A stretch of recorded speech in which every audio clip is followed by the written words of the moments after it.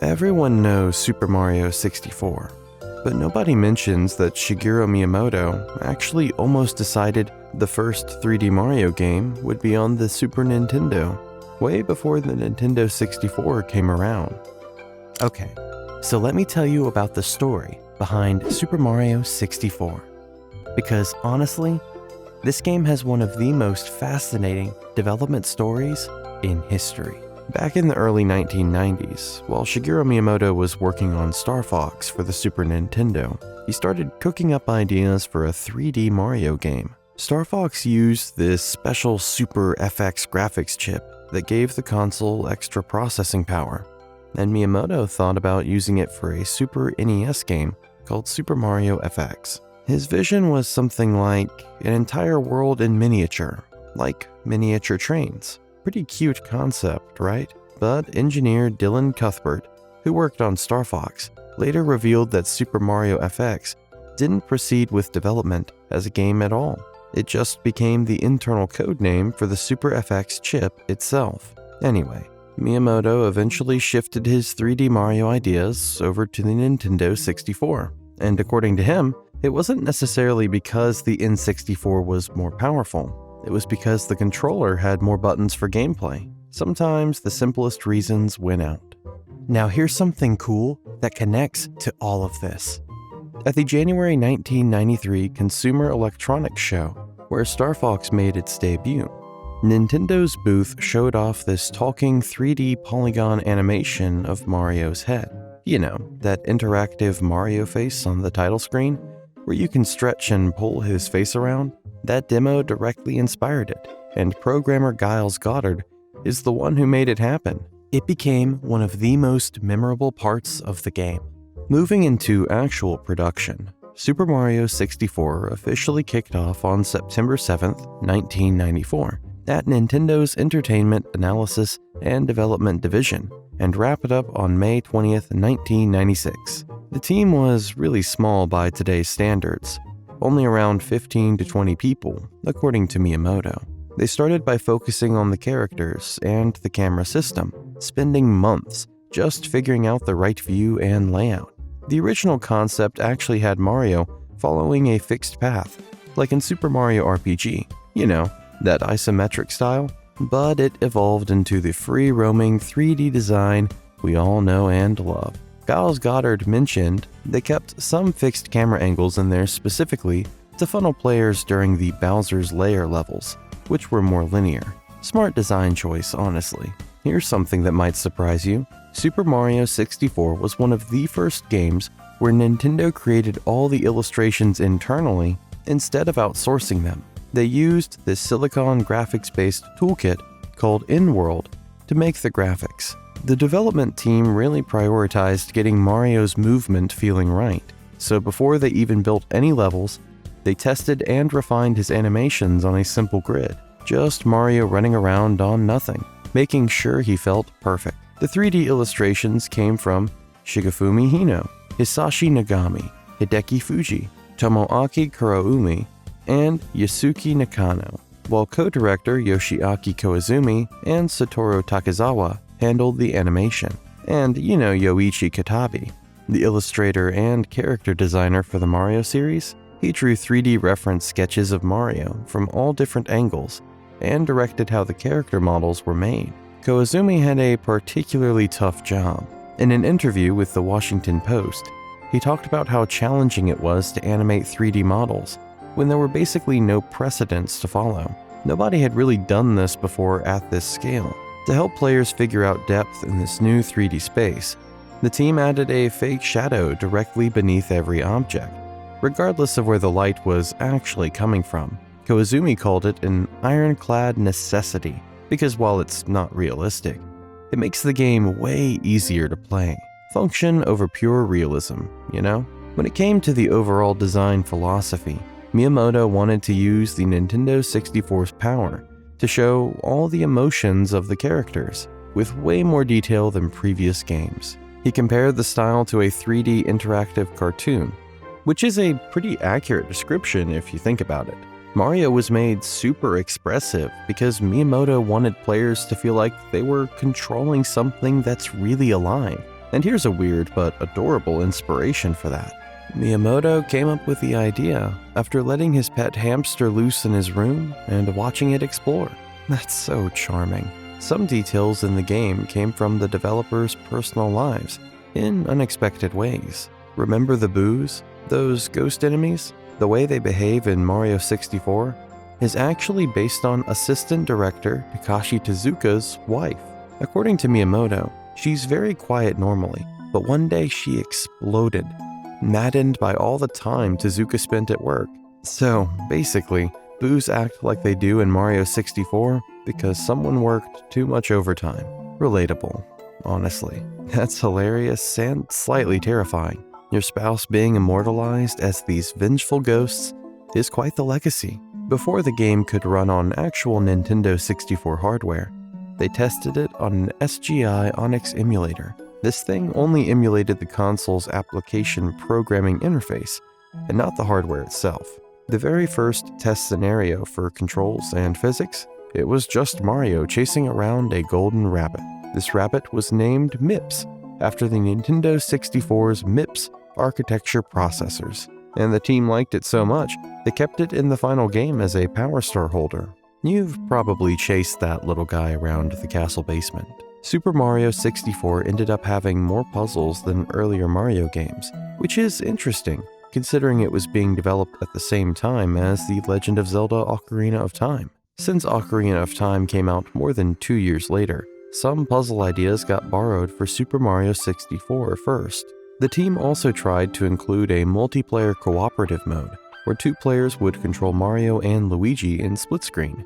Imagine how cool that would have been. Unfortunately, hardware constraints and the developers' inability to make it work properly meant it got cut out. We'll talk more about Luigi later, because that whole situation became legendary.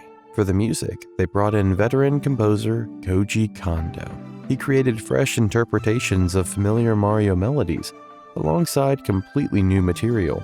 The sound design went to Yoji Inagaki, who had to produce hundreds of sound effects. Both he and Kondo felt that music and sound effects were equally important to the experience. According to Inagaki, the average Nintendo 64 game had about 500 sound effects. For comparison, Ocarina of Time had 1,200, and Majora's Mask had 2,000. Those Zelda games really went all out. Speaking of voices, Super Mario 64 is one of the first games to feature Charles Martinet as Mario. You know, that iconic "It's-a-me, Mario" voice. This is where it really took off. Princess Peach was voiced by Leslie Swan, who was actually the senior editor of Nintendo Power, and the English localizer for the game. Pretty cool origin story for voices we all recognize now. The public first got their hands on a playable prototype at Nintendo Space World in November 1995. But here's the thing, it was only about 50% complete, and barely 2% of the texture mapping was even finished. Rough. This early version had 32 courses, and Miyamoto had hoped to create even more, possibly up to 40, but reality hit, and the final game ended up with just 15. According to Nintendo of America chairman Howard Lincoln, Miyamoto wanting to add more content was a major factor in delaying the Nintendo 64's release from Christmas 1995 to summer 1996. That's a significant delay. Nintendo president Hiroshi Yamauchi had some wise words about this. Game creators can finish games quickly if they compromise, but fans have sharp eyes. They soon know if the games are compromised. Miyamoto asked for 2 more months, and I gave them to him unconditionally. That's the kind of leadership that creates masterpieces. The game was later shown at E3 1996, with multiple Nintendo 64 consoles set up for attendees to play. But all this crunch took its toll. According to Giles Goddard, the stress of the project caused some programmers to quit or move to different departments. You can't really blame them. Super Mario 64 became absolutely crucial to the Nintendo 64's early success and the hype surrounding it. Lee Hutchinson, a former Babbage's employee, noted how the game benefited from a feverish video game press and how its success completely defied the conventional wisdom that you needed a wide variety of launch titles for broad appeal. Turns out, one incredible game can be enough. The game basically just carried the whole console on its back. This brings us to the legacy. And wow, what a legacy it is. Super Mario 64 set so many precedents for 3D platformers that it's considered one of the most influential video games ever made. The game is celebrated for its non-linear, open freedom, which developers and journalists have praised endlessly. I genuinely want to specifically highlight the Central Hub World concept, where Princess Peach's castle serves as both a safe tutorial area and a level selector. This design became a staple of the entire 3D platformer genre. As the genre evolved, many of the series' traditional conventions got completely rethought, placing more emphasis on exploration over classic hop and bop platforming. Some people debated whether this was actually better, but others argued it basically established an entirely new genre for the series. The game's mission-based level design inspired tons of other developers. Martin Hollis, the producer and director of GoldenEye 007, cited it as an influence, as did the development team behind Tony Hawk's Pro Skater. Dan Houser, who was a huge figure in developing the Grand Theft Auto series, put it bluntly: anyone who makes 3D games who says they've not borrowed something from Mario or Zelda on the Nintendo 64 is lying. Mic drop. Tom Hall, co-founder of id Software, said Super Mario 64 defined the 3D platformer as a genre, and that the industry hadn't really figured out 3D platforming yet. And here it was, a masterwork that set the standard.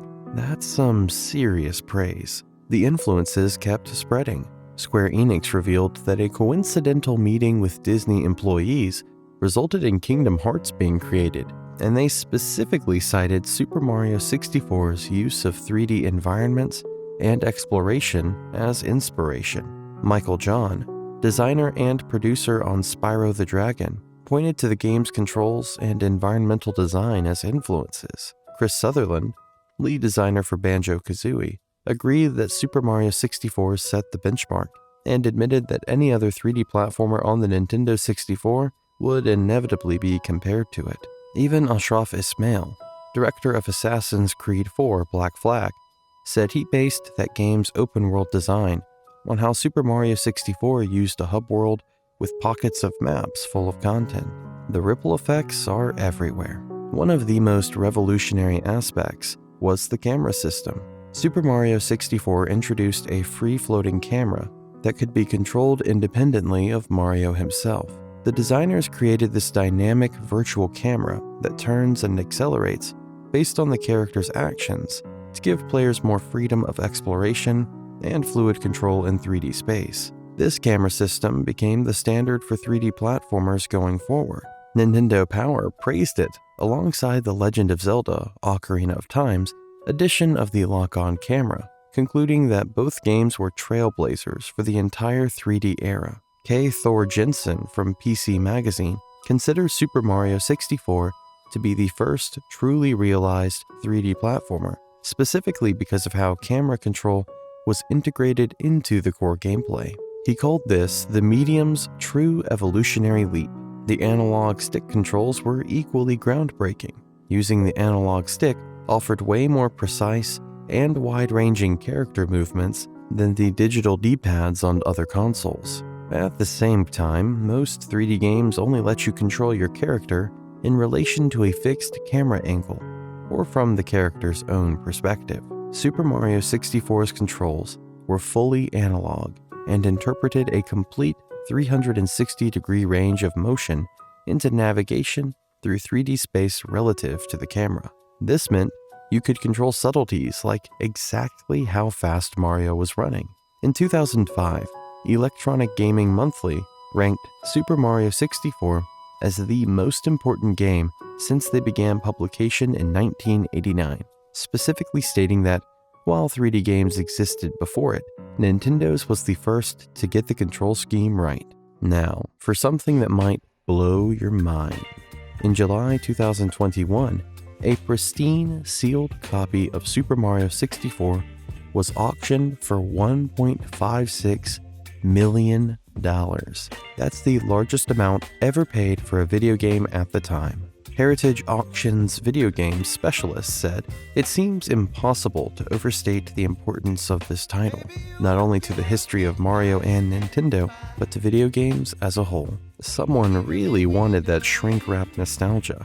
After Super Mario 64's success, a sequel was planned for the Nintendo 64's disk drive add-on under the codename Super Mario 128. In July 1996, Nintendo insiders reported that Miyamoto was assembling a team consisting mostly of developers who had worked on the first game. Miyamoto confirmed that work on the sequel had only started around the time of E3 1997. Unfortunately, the project got cancelled due to lack of progress and the commercial failure of the Nintendo 64 disk drive. What could have been, right?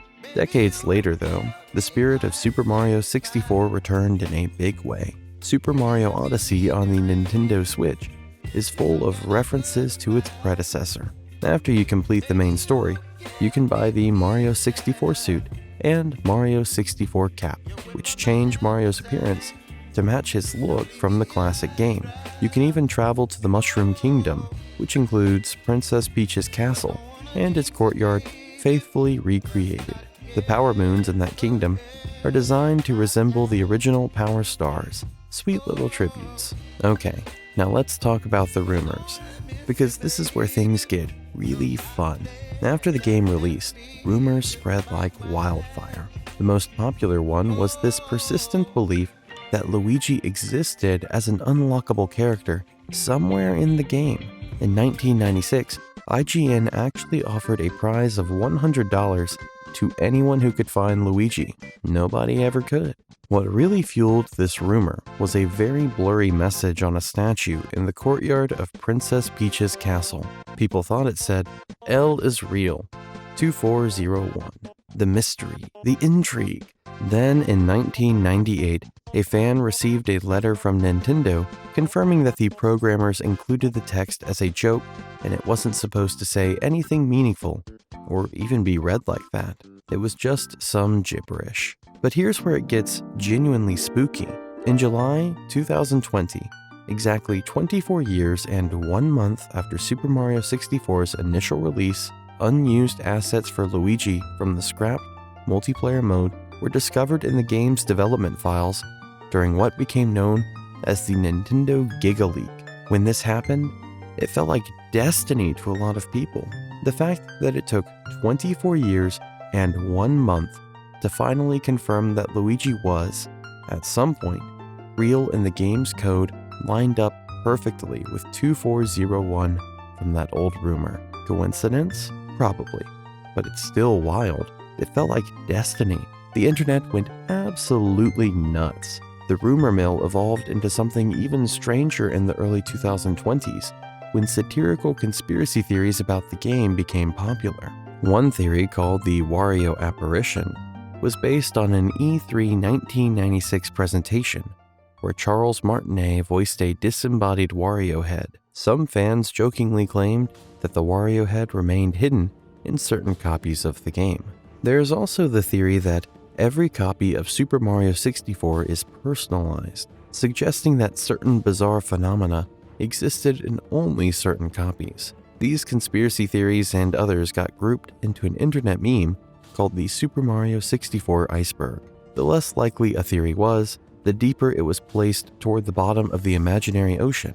The personalized copies theory sits at the very bottom, representing maximum absurdity. Speedrunners have absolutely dissected this game over the years. Players have used glitches to reach previously unreachable parts of the game. In 2014, someone finally collected a coin that wasn't possible to get during ordinary play. The techniques these runners use are fascinating. There's the Lakitu skip, a glitch that disables a dialogue box explaining camera movement. There's the Bob-omb clip, which exploits a glitch in a Bob-omb's explosion animation to clip through walls. And then there's the legendary backwards long jump glitch, where performing a repetitive move called the BLJ allows Mario to reach absurdly high speed values. This has countless applications in speedrunning. The BLJ was actually patched in the 1997 Rumble Pack re-release, as well as all Japanese re-releases on Virtual Console and Nintendo Switch Online, including the Super Mario 3D All-Stars version, which was based on the Rumble Pack version's code. The game has spawned all kinds of creative content. It inspired challenges where people try to beat it with specific restrictions, like not being able to press the A button. This requires insanely deep understanding of the game's mechanics and bugs. In May 2024, a player named Marbler actually managed to beat the entire game without pressing the A button. That's dedication bordering on madness. The fan community really went all out in 2019 when they decompiled the original ROM image into C source code. This allowed Super Mario 64 to be natively ported to basically any system. The following year, fans released a Windows port supporting widescreen displays and 4K resolution. Imagine playing this classic in crisp 4K. The port opened the door for more graphical mods and forks. Render 96 implemented the original high-resolution source textures and created new character models and environments, resembling the game's promotional CG renders. Super Mario 64 Plus was another fork featuring a permanent death option, bug fixes, and an improved camera system. Fans even created ports for several different platforms, including the Nintendo 3DS, PlayStation 2, PlayStation Vita, Dreamcast, and Android. Nintendo wasn't exactly thrilled about all this though. They enlisted a law firm to remove videos of the ports and their listings from various websites through copyright claims. Can't say that's surprising. Here's something genuinely interesting though. In 2013, a study examined the effects on the human brain after playing Super Mario 64. The game was chosen specifically for its navigation elements and the ability to play in a three-dimensional environment. Participants played for at least 30 minutes every day for 2 months. The study found that this activity caused gray matter, which is a major part of the central nervous system, to increase in the right hippocampal formation and the right dorsolateral prefrontal cortex. These are brain areas associated with spatial navigation, working memory, and motor planning. So apparently playing Mario 64 can actually make your brain grow in beneficial ways. Science is amazing sometimes. That's a pretty good excuse to boot it up again. Looking back, Super Mario 64 is consistently considered one of the greatest video games ever made. Countless developers have cited it as a direct influence on 3D platform games. Its dynamic camera system and 360-degree analog control established a completely new template for the genre, much like Super Mario Bros. Did for side-scrolling platformers decades earlier. The game has attracted a devoted cult following that continues to this day, spawning fan games, mods, a massive speedrunning community, and those enduring rumors that just won't quit. Not bad for a game that's soon going to be 30 years old, huh? Alright, buckle up, because we're about to dive into one of the most unique Mario games ever made. You know Super Mario Sunshine, that game where Mario goes on vacation and immediately gets arrested? Yeah, there's a ton of wild stuff behind how this game came to be, what got cut, and why it's still so beloved.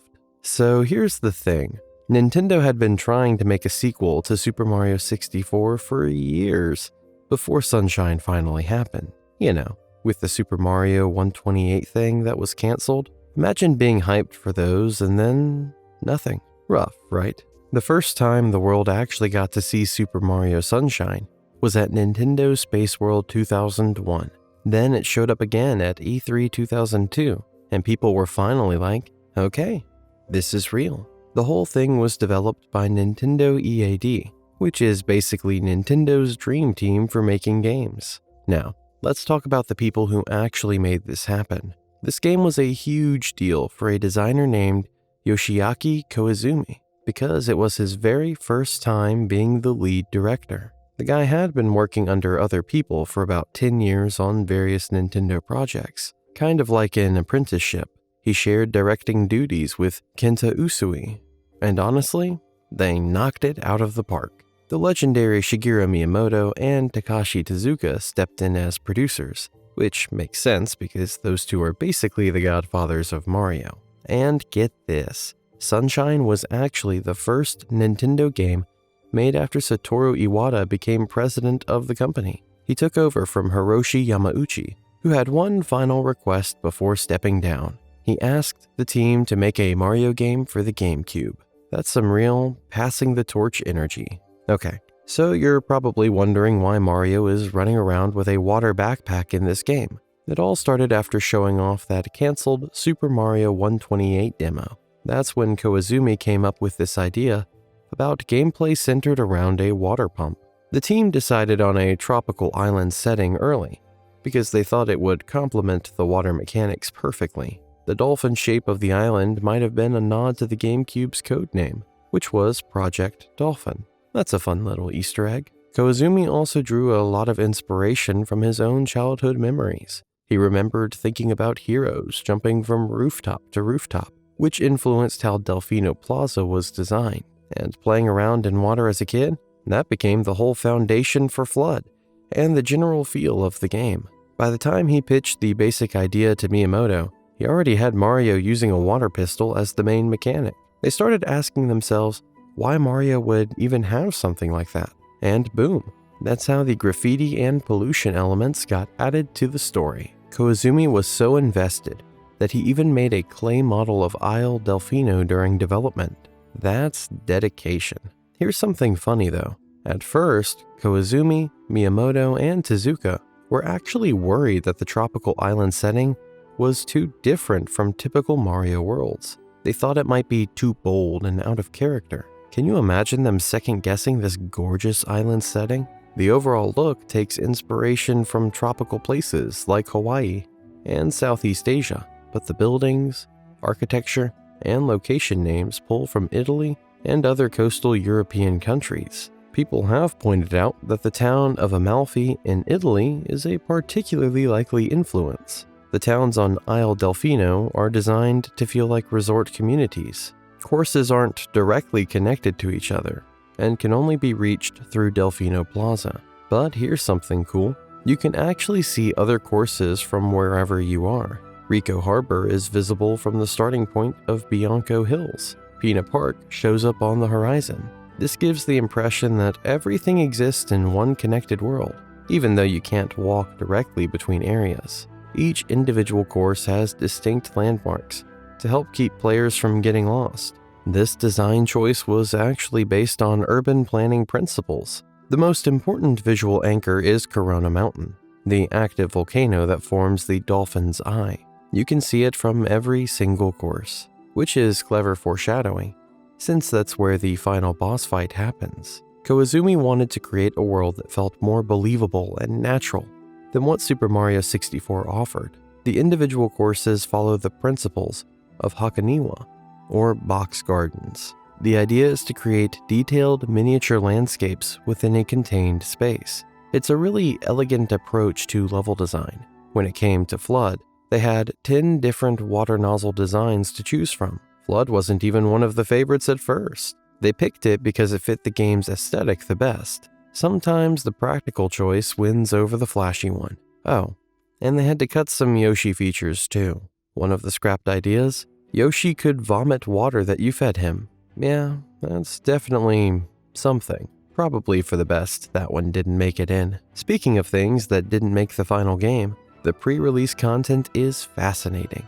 Before the game came out, trailers showed a completely different plaza, or maybe an early version of Delfino Plaza. There was this giant creature walking around called Hinakuri that looked like a huge Strolin stew. That would have been so weird to see in the final game. Even weirder, humans were originally supposed to be the citizens of the plaza.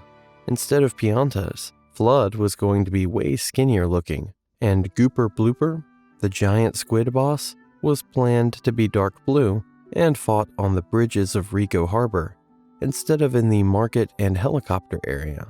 The game we got is great, but man, some of those original ideas would have changed things a lot. Let's shift gears and talk about the music, because it absolutely deserves some love. The score was composed by Koji Kondo and Shinobu Tanaka. If you recognize Kondo's name, that's because he's basically the Mozart of Nintendo music. He wrote the main theme for Isle Delfino, plus the music for Bianco Hills, Rico Harbor, Gelato Beach, and the ending credits. Tanaka handled the additional tracks. What's really cool is that the soundtrack includes arrangements of classic Mario tunes. You'll hear remixes of the underground music and the main stage theme from the original Super Mario Bros. It's like a little love letter to longtime fans. Okay, here's something that makes Sunshine really stand out from other Mario games. The cutscenes have full English voice acting. That's super rare for this series. Charles Martinet did his thing as Mario, obviously. Jen Taylor voiced Princess Peach and Toad. Kit Harris brought Flood to life, and also voiced the female Nockies. Scott Burns played Bowser, and this was actually Bowser's first speaking role in any video game ever. Burns also did Toadsworth and the male Nockies and Piantas, and Dolores Rogers voiced Bowser Jr., making his big debut, plus the female Piantas. That's a pretty stacked cast for a GameCube game. Super Mario Sunshine first dropped in Japan on July 18, 2002. Then it hit the United States on August 26 of that same year. If you wanted the full package, North America got a special GameCube bundle with the game and console together on October 14, 2002. Sunshine introduced a bunch of stuff that stuck around in the Mario universe. Many of the bosses started appearing in spin-off games on the GameCube. You could unlock PD Piranha and King Boo in Mario Kart Double Dash. There were also 4 unlockable characters in Mario Golf. Toadstool Tour thanks to this game. Shine Sprites became a recurring collectible, showing up in games like Mario Kart DS and Paper Mario: The Thousand Year Door. Bowser Jr. obviously became a major character who appeared in New Super Mario Bros., Mario Kart Wii, both Super Mario Galaxy games, and tons of sports and spin-off titles after that. The game also gave us PD Piranha, Gooper Blooper, and Toadsworth as recurring characters. Even Super Smash Bros. Got in on the action. Flood has been a part of Mario's moveset since Brawl. How cool is that? One interesting note though, in a 2002 interview, Miyamoto actually said he had some regrets about the game. He felt it ended up being too difficult for average players. He believed Nintendo games should be playable by anyone in the family, and looking back, he wished he had let players skip those brutal secret courses. Honestly, those platforming sections without Flood were intense. Now, let's get back into what actually happens in the game, because the story is pretty strange. Picture this: Mario, Princess Peach, some Toads, and Toadsworth are all flying on the Toad Express, heading to Isle Delfino for a nice, relaxing vacation. The island is described as this beautiful tropical paradise with sunshine, gentle waves, and seagulls overhead. Sounds perfect, right? While watching a promotional video about the island, Peach notices something weird. There's a figure that looks exactly like Mario jumping around in the background. But Mario and Toadsworth are too busy daydreaming about food and fun times to notice. Classic. When they try to land at Delfino Airstrip, things go wrong immediately. There's a huge pile of strange, moving goop shaped like Mario's head blocking the runway. So Mario goes looking for something to help and finds Flood, which stands for Flash Liquidizer Ultra Dowsing Device. It's a water pump backpack, invented by Professor E. Gadd. The machine scans Mario and basically says, "Yep, you're my customer now," before giving him a quick tutorial. Mario cleans up the goop, beats a proto-piranha, and collects his first Shine Sprite. And then he gets arrested. Yep, the Pianta police show up and haul Mario off to court. Apparently, the whole island is covered in similar goop, and all the Shine Sprites have fled because of it. Witnesses say Mario is the one who did it. Peach tries to object, but Mario gets found guilty anyway, and is ordered to clean up the entire island before he can leave. Some vacation, huh? After beating another proto-piranha, the Grand Pianta statue rises from the ground with a mysterious Mario lookalike standing on top. This Shadow Mario tries to kidnap Peach, but Mario stops him. Shadow Mario escapes through a rainbow M painted on the statue, which opens a portal to Bianco Hills. More portals to other areas appear around the plaza, as Mario cleans up the goop blocking various landmarks. Once Mario collects 10 shine sprites, Shadow Mario grabs Peach again and runs off to Peanut Park. Mario chases him down and has to fight Mecha Bowser, this huge robotic version of Bowser. After the fight, Shadow Mario pops out of Mecha Bowser's head and reveals himself as Bowser Jr., Bowser's son. He explains that Bowser told him Peach is actually his mother, and that Mario is a bad guy who kidnapped her. He also admits the graffiti is from his magic paintbrush, which some strange old man in a white coat gave him. Bowser Jr. flies off with Peach toward Corona Mountain. Unable to save Peach right away, Mario keeps collecting shine sprites and cleaning up the island. He finds Yoshi and unlocks new flood nozzles like the rocket nozzle and turbo nozzle. In episode 7 of each main area, he has to chase down Shadow Mario for a shine sprite. Once all these episodes are done, water comes flooding out of the cave behind the Shine Gate. It destroys the barrier blocking the entrance to Corona Mountain. Mario makes his way through the volcano and finds Bowser and Bowser Jr. chilling in a giant hot tub filled with sludge, with Peach stuck there too. Mario uses the rocket nozzle to launch himself up and ground pounds the platforms sticking out of the tub while dodging attacks. The final ground pound flips the whole tub over and everyone goes flying out of the volcano. A massive shine sprite that was hidden in the pool escapes too. Everyone falls from the sky. Mario lands headfirst on a small island near the plaza. Ouch. While Peach floats down gently with her umbrella. But their reunion gets interrupted when they realize Flood is broken. The little guy got seriously damaged during the fight.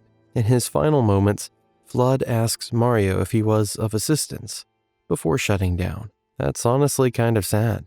While Mario mourns his robotic buddy, Peach points toward the plaza where the Shine Sprite returns to the Shine Gate, and everyone on the island celebrates. Meanwhile, Bowser and Bowser Jr. land on a raft and watch from a distance. Bowser Jr. admits he figured out Peach isn't really his mother, but he still wants to fight Mario again someday. Bowser is proud of his son and says they should rest for now. Later, Mario and Peach are enjoying a sunset at Serena Beach when some toads show up carrying a fully repaired Flood. The little guy announces, "The vacation starts now," and the credits roll with pictures of Mario and friends finally enjoying the island. After the credits, there's an image of 2 Piantissimo finding the magic paintbrush buried in the sand at Gelato Beach. But if you beat Bowser after collecting all 120 Shine Sprites, that image gets replaced with a group photo of all the friendly characters posing in Casino Delfino with the message, "Have a relaxing vacation" at the bottom. Alright, let's talk gameplay. Super Mario Sunshine is a 3D platformer where you control Mario in an open environment, similar to Super Mario 64. You can adjust the camera however you want, which is always appreciated. There's this neat feature where if something blocks your view of important characters or items, they show up as silhouettes marked with a big question mark. Mario and Flood don't get this treatment though, so you can always tell where you are compared to everything else. This is actually the first Mario game where he relies so heavily on an accessory. Flood starts with spray and hover abilities, but you can unlock more nozzles. The rocket nozzle shoots Mario way up into the air. The turbo nozzle lets him sprint super fast on land, and even run across water. Plus, he can break through wooden doors with it. Pretty versatile little backpack. The game has a bunch of independent levels that you access from Delfino Plaza, which acts as the hub world. Your goal is to collect Shine Sprites by completing different tasks, kind of like how Power Stars worked in Super Mario 64. The difference is that in most cases, you can only get the specific Shine Sprite for the episode you selected before entering a level. It's more structured than its predecessor. Fans debate if this was an improvement or not. Some prefer the openness that 64 had. You can also ride Yoshi in this game, which makes Sunshine the first 3D Mario game to include that feature. Super Mario Galaxy 2 did it later, too. Yoshis eat enemies and can also munch on certain insects and birds that drop gold, blue, or red coins. Sometimes eating specific things even produces Shine Sprites. Yoshis eat fruit and spit out juice that matches the fruit's color. The juice dissolves certain types of pulsating goop and can temporarily turn enemies into platforms for Mario to stand on. The Yoshi's color changes based on what fruit it ate last. There are some limitations though. Mario can't bring Yoshi into new areas, so the dinosaur is only usable in certain spots and missions. If Yoshi runs out of juice or touches deep water, he vanishes, and you have to find the egg and hatch him again. It's a bit annoying. Let's appreciate the setting for a minute, because Isle Delfino is something special. It's a tropical archipelago shaped like a dolphin, completely separate from the usual Mushroom Kingdom stuff.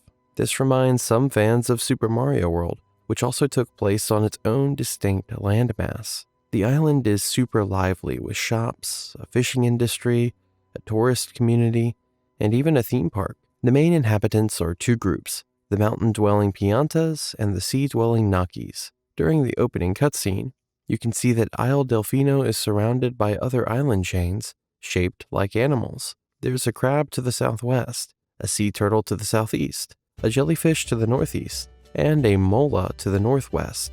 The cutscene suggests the island is near the equator, but an official atlas released for Super Mario Odyssey puts it in the southern hemisphere, northwest of the Mushroom Kingdom. A little geography trivia for you. Alright, so let me tell you about Super Mario 64 DS, because honestly, this remake is such a nostalgic gem, and there's a lot of cool stuff to cover here. So, this game was released back in 2004. It's basically a remake of the legendary Super Mario 64 from the Nintendo 64, and the 3D engine they used mirrors a ton of the visual effects from the original.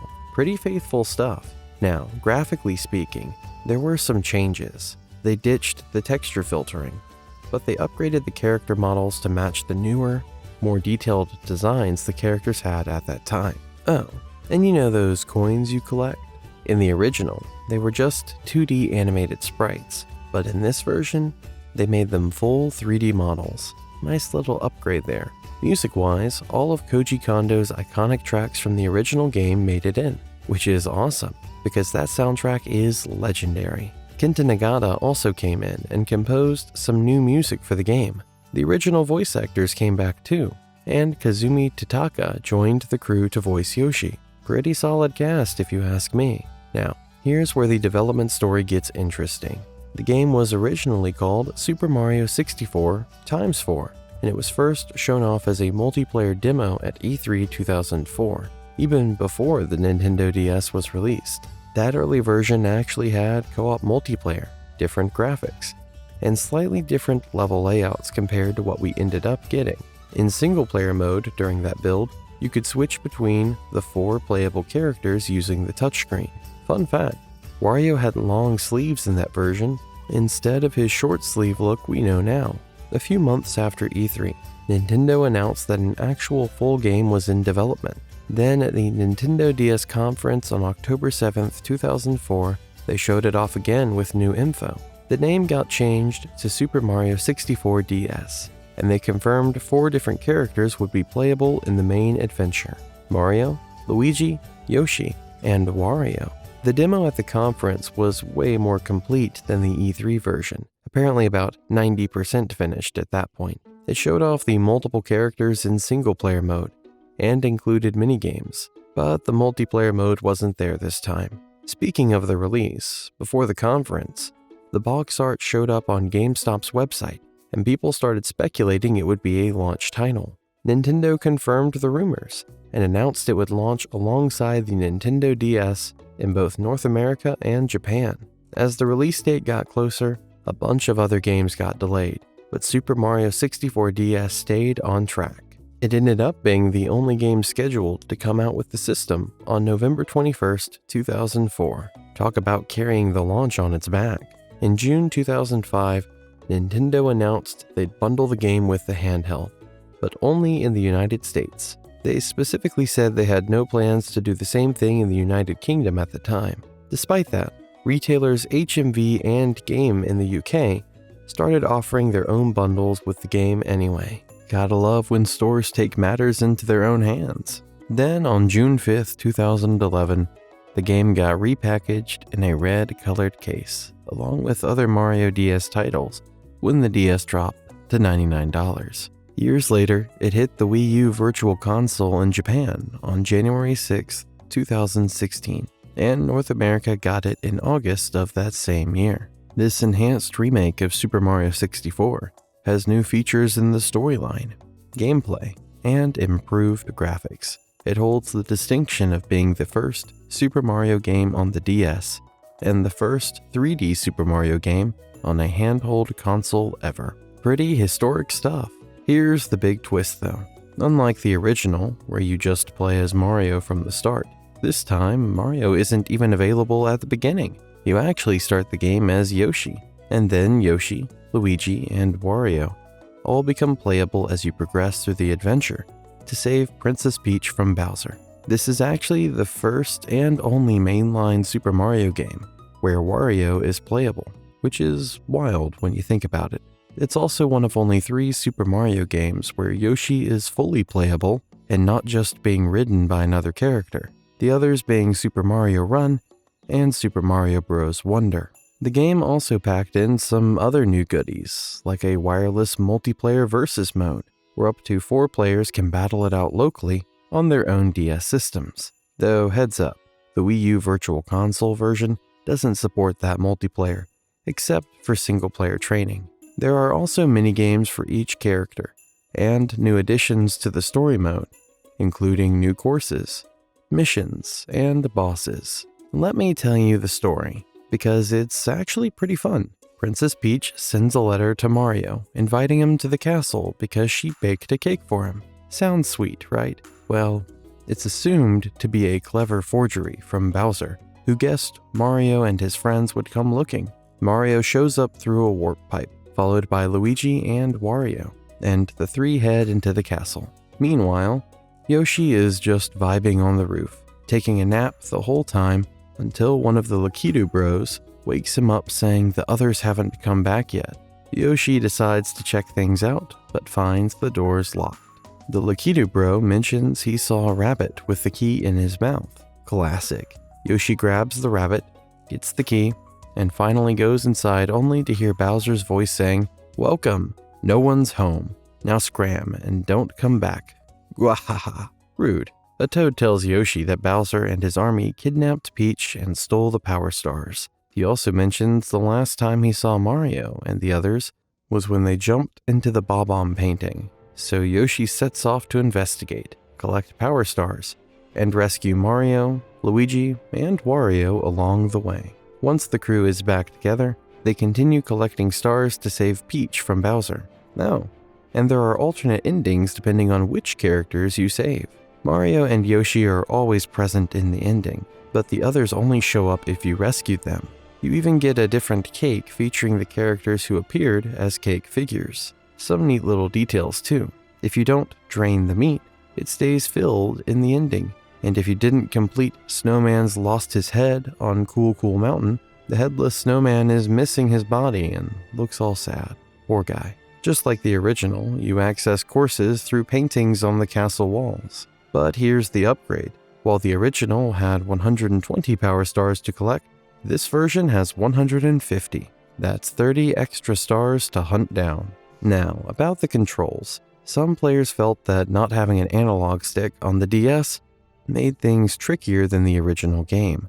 The digital pad and touchscreen virtual analog were described as tricky and needed some practice to get used to. Some folks believe the game was never really meant to be played without proper analog controls. However, if you play it on a Nintendo 3DS or the Wii U gamepad, the circle pad or joystick feels way more natural and makes controlling the game easier.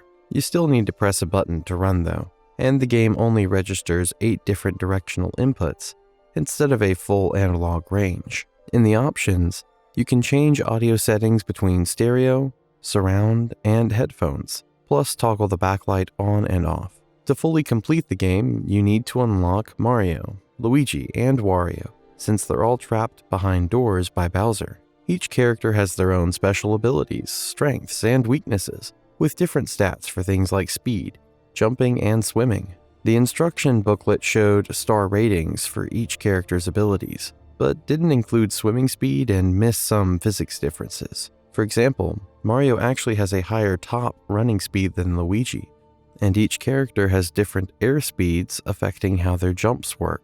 Yoshi is the starting character who has to free everyone else. He has average running speed but slow swimming. His jumping isn't as good as Mario or Luigi's, but better than Wario's, and he can flutter kick by holding the jump button to reach higher places. The catch is Yoshi can't punch or kick unless he grabs a mushroom, and he can't pick up large objects or enemies. His ground pound isn't strong enough to break bricks or defeat boos either. Instead of normal attacks, Yoshi can swallow most enemies and either spit them back out or turn them into eggs to throw.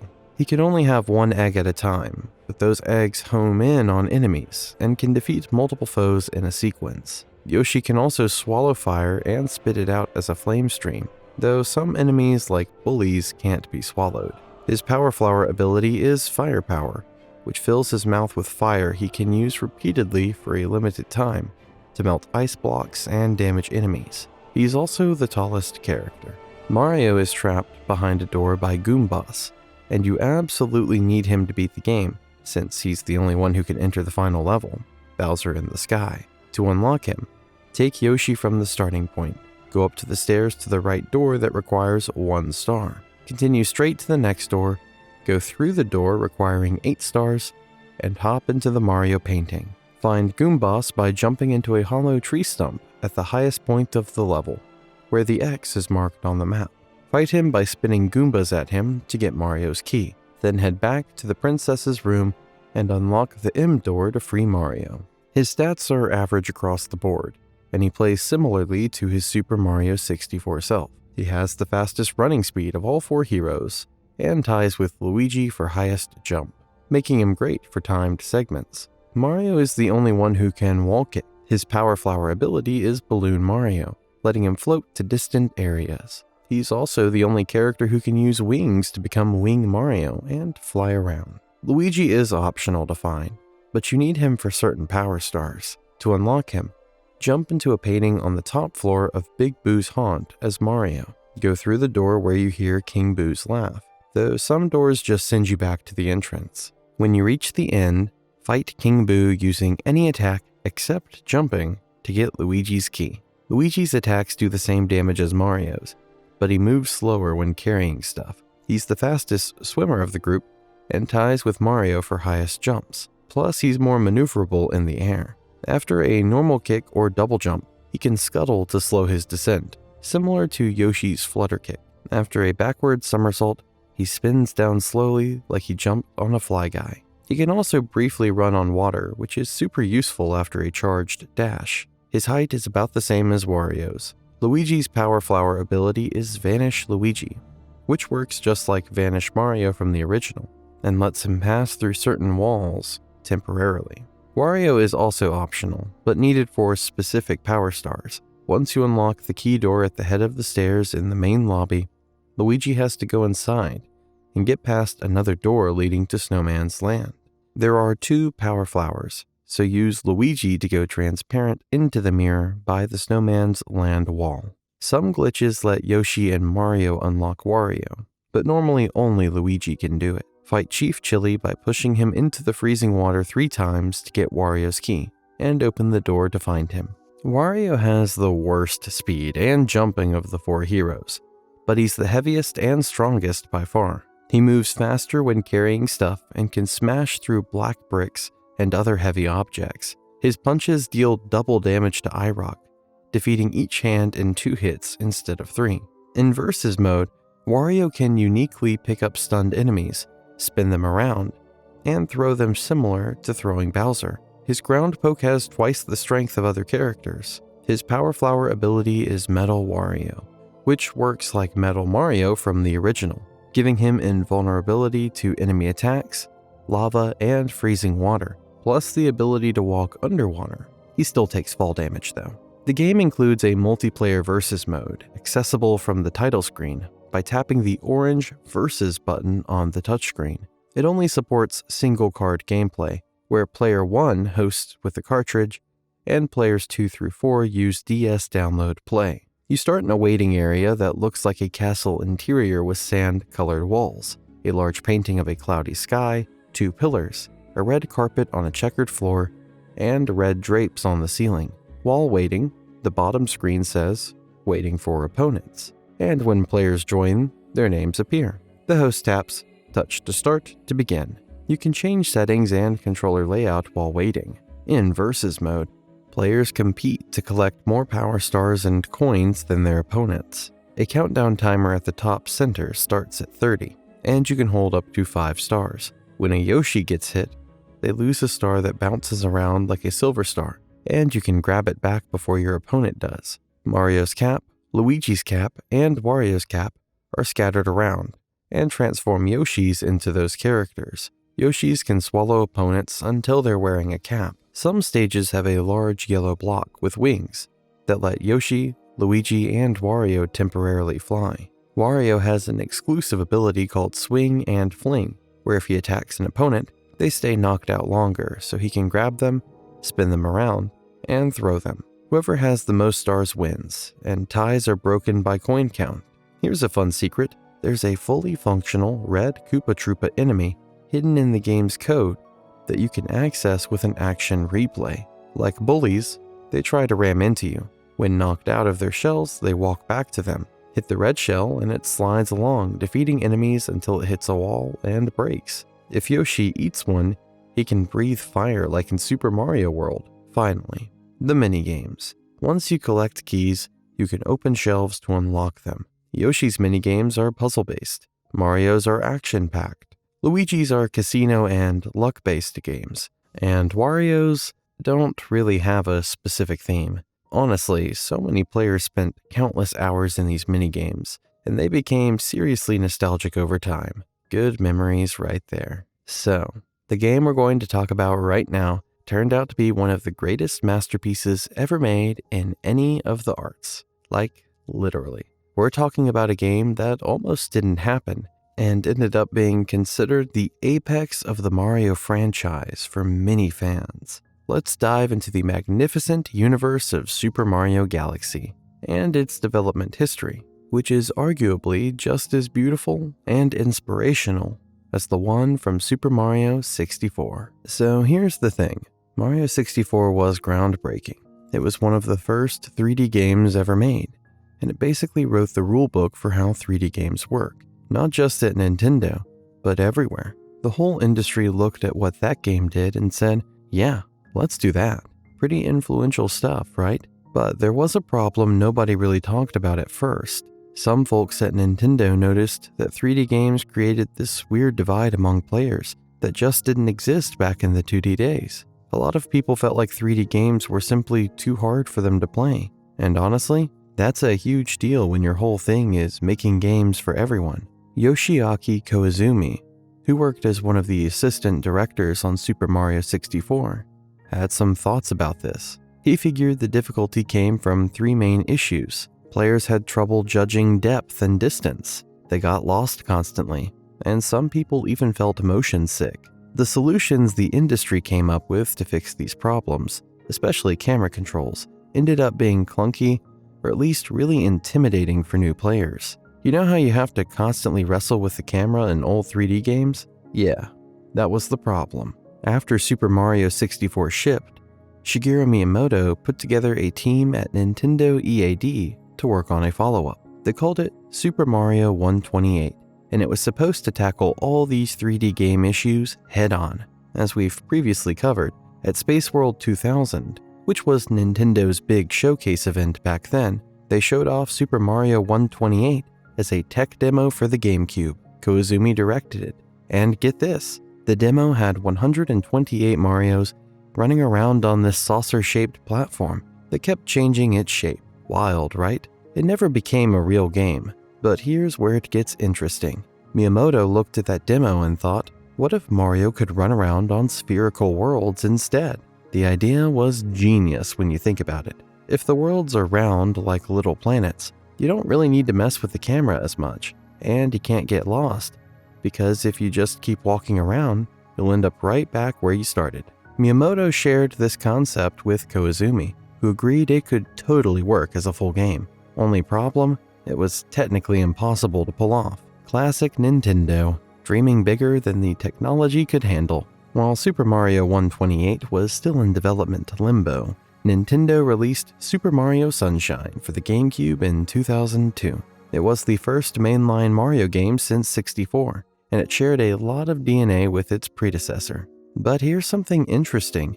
Miyamoto specifically said that Sunshine wasn't related to Super Mario 128 at all. He saw it as more of a direct continuation of 64, rather than the revolutionary successor they were still working on. Koizumi co-directed Sunshine, and honestly, he wasn't super happy with how it turned out. The camera system ended up being even clunkier than what they had in 64, which bummed him out. After that experience, he basically concluded that creating the perfect 3D control environment where the game was fun but also not stressful for players seemed nearly impossible.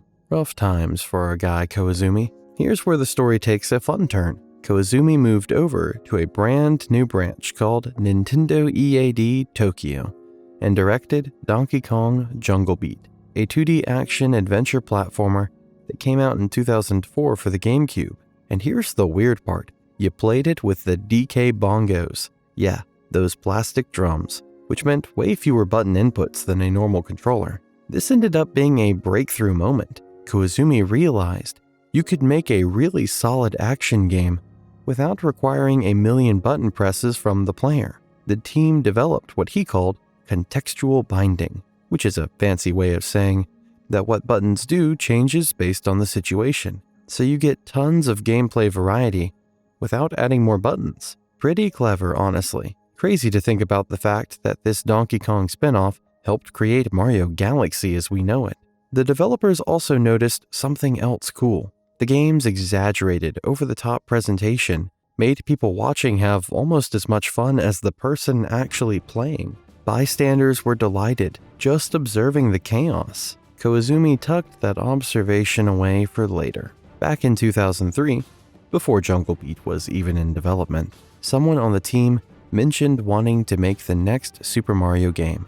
After working together on Jungle Beat and seeing what they were capable of, Koizumi realized they could actually do it.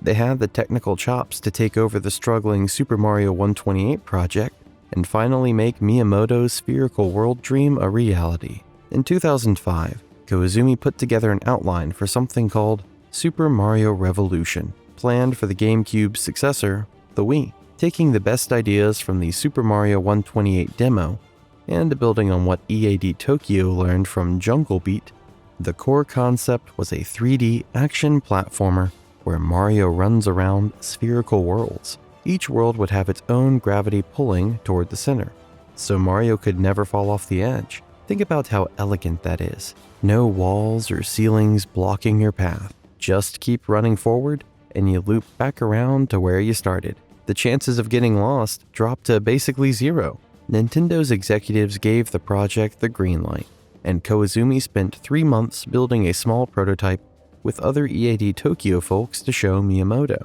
They set it in outer space because, well, if you're running around on tiny spheres, most players are going to assume they're planets. Space just made sense. This kicked off a whole thing where Miyamoto became the first person to playtest every new build of the game. They eventually set up a system to send builds directly from the Tokyo studio to his office in Kyoto the moment they finished. During the last few months of development, Miyamoto even made frequent trips to EAD Tokyo in person. The man was invested.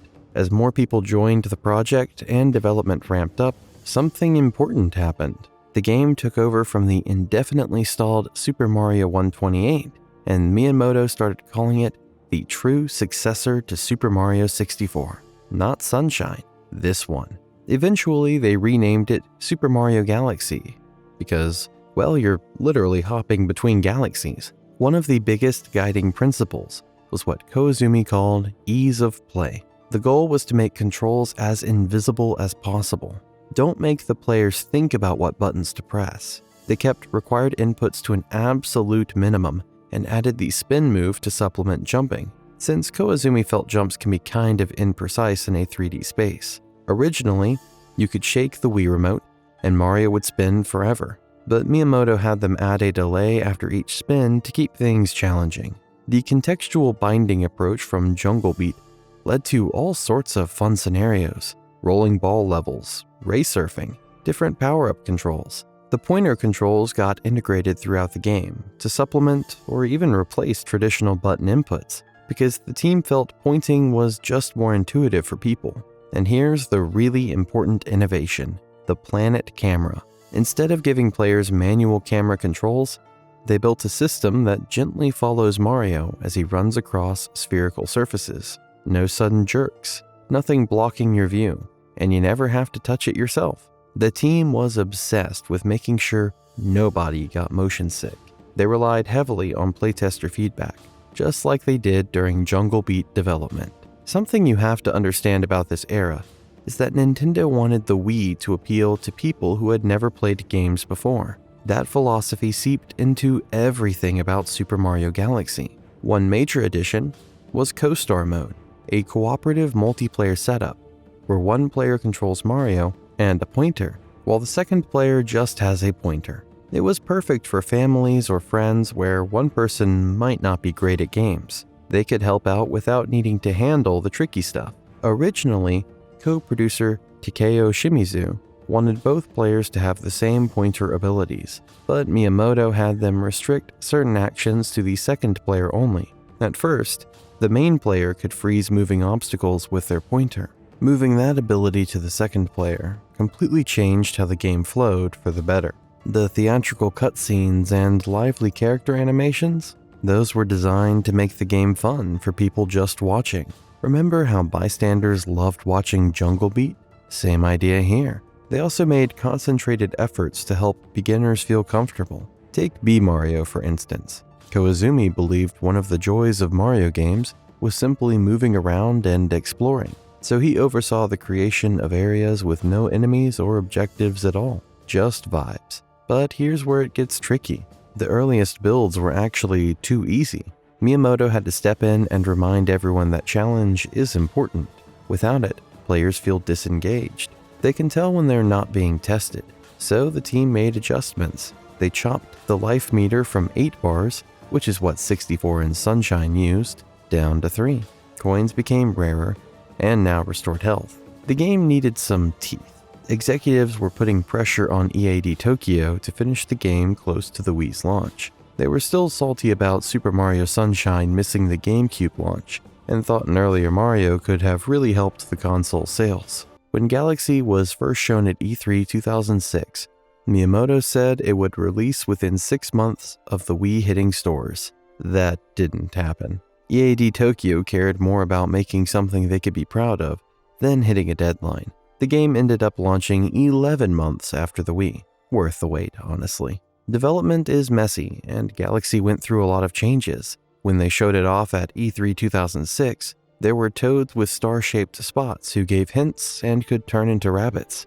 Those got replaced by Lumas in the final version. Rosalina was originally conceived as being related to Princess Peach somehow, with a design that reflected that connection. Bonefin Galaxy and Deep Dark Galaxy were supposed to be much darker, but they lightened them up for playability reasons. Guppy, that shark character, was originally meant to be friendly and had a design similar to the dolphins from Super Mario World.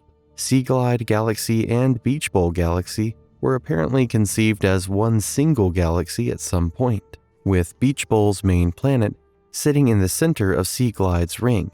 The development team was sentimental about a piece of concept art titled Fortress, because it was one of the very first drawings made when they started. That planet didn't make it into the game, and you can see echoes of it in Good Egg Galaxy, Beach Bowl Galaxy, and Bowser Jr.'s Robot Reactor. And here's a heartbreaker for dinosaur fans. They really wanted to include Yoshi. He even appears in the 2005 Super Mario Revolution proposal documents. But in the end, he only shows up in cameos. Poor guy had to wait for the sequel. Alright, so how did the gaming world respond? Super Mario Galaxy has a Metascore of 97 out of 100 on Metacritic from 73 professional outlets. Site users gave it 91% based on over 3,400 ratings. Both scores hit the threshold for universal acclaim. It has the 4th highest Metascore on the entire site, behind only The Legend of Zelda Ocarina of Time, Soul Calibur from 1999, and Grand Theft Auto 4 from 2008. So basically the fourth best game ever made according to critics, and the best Mario game ever made by those same metrics. Not too shabby for a project that started as a seemingly impossible tech demo dream.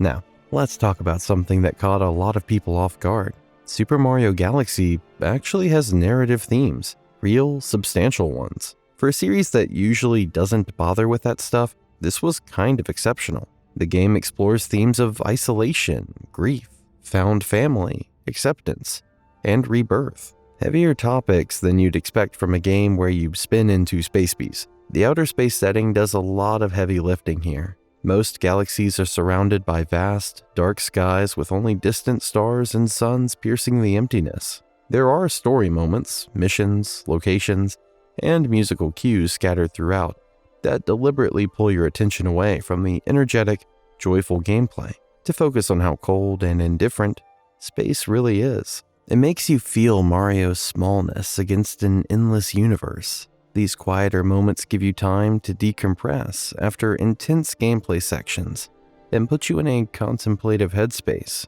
The whole thing has this existential, melancholic quality to it, but it never tips over into despair. There's sadness, sure, but also something more hopeful underneath. Let's talk about the Lumas, because they're actually way deeper than they first appear. These adorable little star children are destined to transform into celestial bodies when they die. The objects you interact with throughout the game are implied, and sometimes explicitly shown, to have once been Lumas themselves. Yellow Lumas become launch stars, blue ones become pole stars, and so on. The hungry Lumas are the most direct example. Feed them enough star bits, and they permanently transform into entirely new planets or even whole galaxies. And here's the wild part. These planets are instantly covered in plants, and sometimes already have entire communities of creatures living on them. This implies that basically everything in the game, from whole worlds to animals to random objects,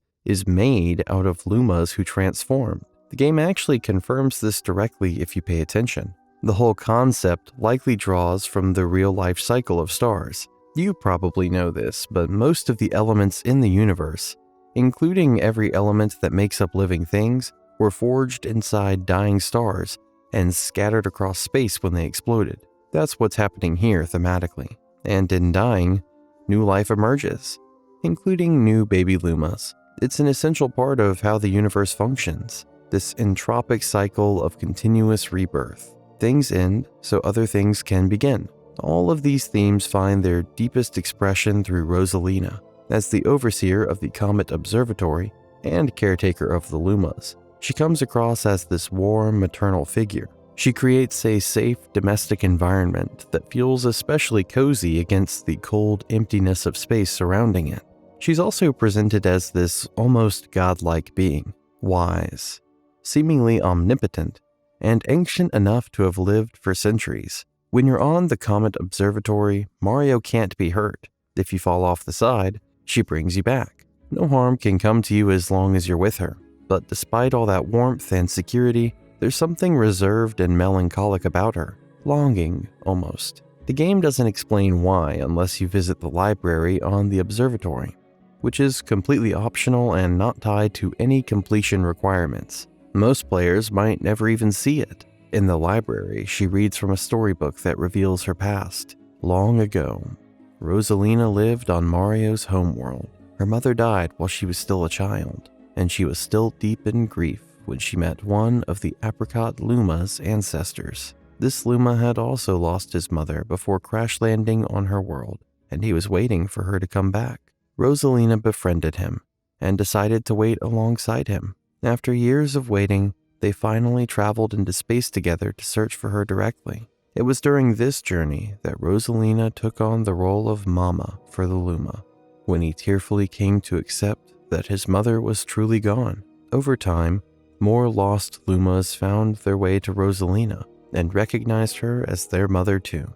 The emotional climax comes when Rosalina is overwhelmed by memories of her own mother. The Apricot Luma transforms himself into a comet so that she could travel the stars and visit her homeworld again. Through this selfless act, Rosalina realized something important. she wasn't truly alone. She found her purpose in life, embracing the role of mother for the Lumas, her new family, just as her own mother had done for her. Yeah, it's a Mario game. Speaking of story, let's actually talk about what happens in the game. Fair warning, people genuinely consider this the best story ever told in a Super Mario game. Every 100 years, during the Star Festival, a comet passes over the Mushroom Kingdom and causes stars to rain down from the sky. Princess Peach invites Mario to her castle to celebrate and receive a special gift. Sounds lovely, right? Well, Bowser shows up with his airships, encases the toads in crystals, and invites Peach to witness the creation of his brand new galaxy at the center of the universe. How romantic. He uses a UFO to literally lift her entire castle off the ground and carry it into space, taking Peach and 2 toads with it. Mario manages to grab onto the castle just before it leaves the atmosphere. But before he can reach Peach, Kamek appears and blasts him off into the void of space. An apricot-colored Luma that Peach had been carrying flees to find Mario before Kamek warps the castle away. Mario wakes up on a small grassy planet, greeted by the apricot Luma and other Lumas along with Rosalina. She explains that she's the protector of the galaxies and mother of the Lumas, but her ship, the Comet Observatory, had its power stars stolen by Bowser. Without those stars, the observatory can't move through space. She makes Mario a deal. Recover her power stars, and she'll help him rescue Peach and defeat Bowser. To help on his quest, she gives him the Apricot Luma, which grants him the ability to spin and travel through space. From there, Mario visits various galaxies across different domes to collect power stars. Each completed mission unlocks the next one. Most domes contain 5 galaxies. Once you've gathered enough stars, the current dome's final stage is one of Bowser's strongholds, where either Bowser or his son guards a grand star. These are larger, more powerful versions of regular power stars. Getting a grand star opens the next dome, and eventually the observatory has enough power to reach the center of the universe. After fighting through Bowser's brand new galaxy, Mario defeats him, grabs the last grand star, and finally rescues Peach. But just as they're about to leave, the massive sun powering Bowser's nearly finished galaxy collapses into a supernova, then becomes a supermassive black hole that starts pulling in everything around it. The Lumas from the Comet Observatory, including the Apricot Luma, sacrifice themselves by throwing their bodies into the black hole to neutralize it. The black hole evaporates in an enormous explosion. Mario appears before Rosalina, who saves him from the cataclysm. She tells him this isn't the end, it's a new beginning. The universe operates in cycles, repeating indefinitely, and each repetition is slightly different from the last. Mario wakes up in the Mushroom Kingdom near Peach's castle. Friends and foes he met throughout his adventure are celebrating together. Bowser and Peach are lying beside him as they start to wake up. When Mario looks at the sky, he sees a newborn galaxy forming and hears Rosalina's words echoing in his mind. He stands up and shouts, "Welcome, welcome, new galaxy," as the camera pulls back to reveal the reconstructed universe. If you collect all 120 power stars, a special scene plays after the credits. Rosalina thanks you directly and says, "I will watch over you from beyond the stars," before flying off with the Comet Observatory. Then, alone in the rubble, left by the black hole, an Apricot Luma appears behind a wrecked starship. The implication is clear. The cycle continues. The events will play out again, with this new lost Luma searching for its mother. Chills, honestly. Miyamoto has gone on record saying he considers Super Mario Galaxy the true sequel to Super Mario 64, not Sunshine. While it wasn't initially described this way, the game eventually became recognized internally as a fundamentally different type of 3D game from what came before. It directly shaped the structure of the next 3 3D Mario games, collectively known as the Course Clear style games. Super Mario Odyssey was the first 3D Mario in 15 years not explicitly tied to Galaxy's design philosophy, but it still incorporated elements from the game. The Moon Kingdom was specifically created as a contrast to Galaxy, featuring more realistic lunar topography. Gravity is weaker in the lunar kingdoms, making jumps floatier, and a few 2D sections even include spherical worlds. Director Kenta Motakura cited Galaxy as the direct inspiration for Odyssey's snapshot mode.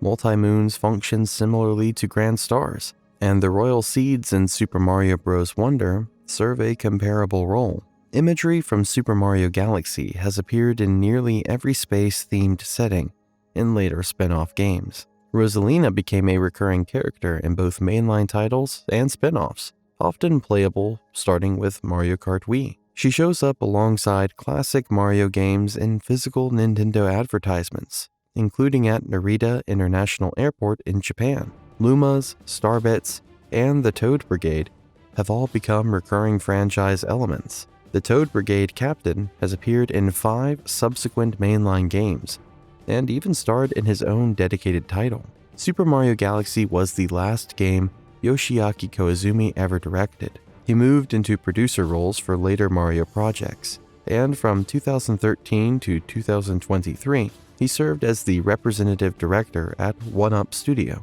a sister studio largely dedicated to making 3D Mario games. Koichi Hayashida, who was the level design director on Galaxy, inherited the director role for all the subsequent course clear style titles. As for Miyamoto, Galaxy was the last Mario game to see what's been described as serious involvement from him until Super Mario Run in 2016. Lastly, a film inspired by the game called The Super Mario Galaxy Movie is scheduled to hit theaters on April 3rd, 2026. So Rosalina's story might finally get its moment on the big screen.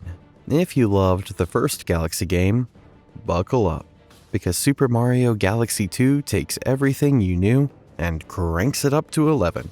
Released for the Wii on May 22, 2010, this bad boy is a sequel that honestly might be even better than the original. The basic setup is classic Mario. The Star Festival rolls around, which only happens every 100 years, by the way, and Princess Peach invites Mario over for some cake and stargazing. Sounds wholesome, right? Well, surprise, surprise. Bowser shows up absolutely massive thanks to stolen power stars, snatches Peach, and hauls her off to the center of the universe. So now Mario has to chase him across all these wild galaxies to get her back. You know the drill. So here's some behind-the-scenes tea for you. After Nintendo wrapped up the first Super Mario Galaxy, Shigeru Miyamoto walked up to the dev team and basically said, "Hey, let's make another one." Originally, the plan was super modest. They were just gonna remix some planets from the first game and call it Super Mario Galaxy More. I know, not the most creative title, right? Internally, they even called it Super Mario Galaxy 1.5 because they figured it would only take about a year to pump out. The first things they threw into this project were ideas that got cut from the original game. You know how it goes with game development. Stuff gets scrapped either for balance reasons or because there's just not enough time. Yoshi was one of those cut ideas. Same with that planet shaped like Mario's head. Wild that those almost didn't make it into any Galaxy game. But then something interesting happened. The team kept adding more and more new stuff. Fresh ideas kept flowing in, and eventually they realized they weren't just making an expansion anymore. They were making a full-blown sequel. Because of all these additions, development stretched from 1 year all the way to 2.5 years. Koichi Hayashida stepped up as director, and Takeshi Hayakawa took on the lead programmer role. Hayakawa actually built this super handy development tool that let people on the team, including the visual and sound designers, create and design stages without having to wait around for programmers. A bunch of the stages made with that tool ended up in the final game, which is pretty cool. The staff really wanted this game to feel different from the first one, so they came up with this concept called switching, where environments would dramatically change under certain conditions. Sounds awesome in theory, right? Well, turns out it was really tricky to pull off at full scale, so they ended up only using it in certain levels instead of the whole game. Oh, and get this. Early on, some developers wanted to throw in cameos from other Nintendo characters, like Donkey Kong and Pikmin. Can you imagine little Pikmin running around in a Mario game? Unfortunately, Miyamoto shut that idea down. He said Pikmin just wouldn't work in the Mario universe, and there wasn't really a good reason to include other cameos anyway. Fair enough, I guess. For players who already knew their way around the first game, Nintendo made tutorials optional through something called the Tip Network.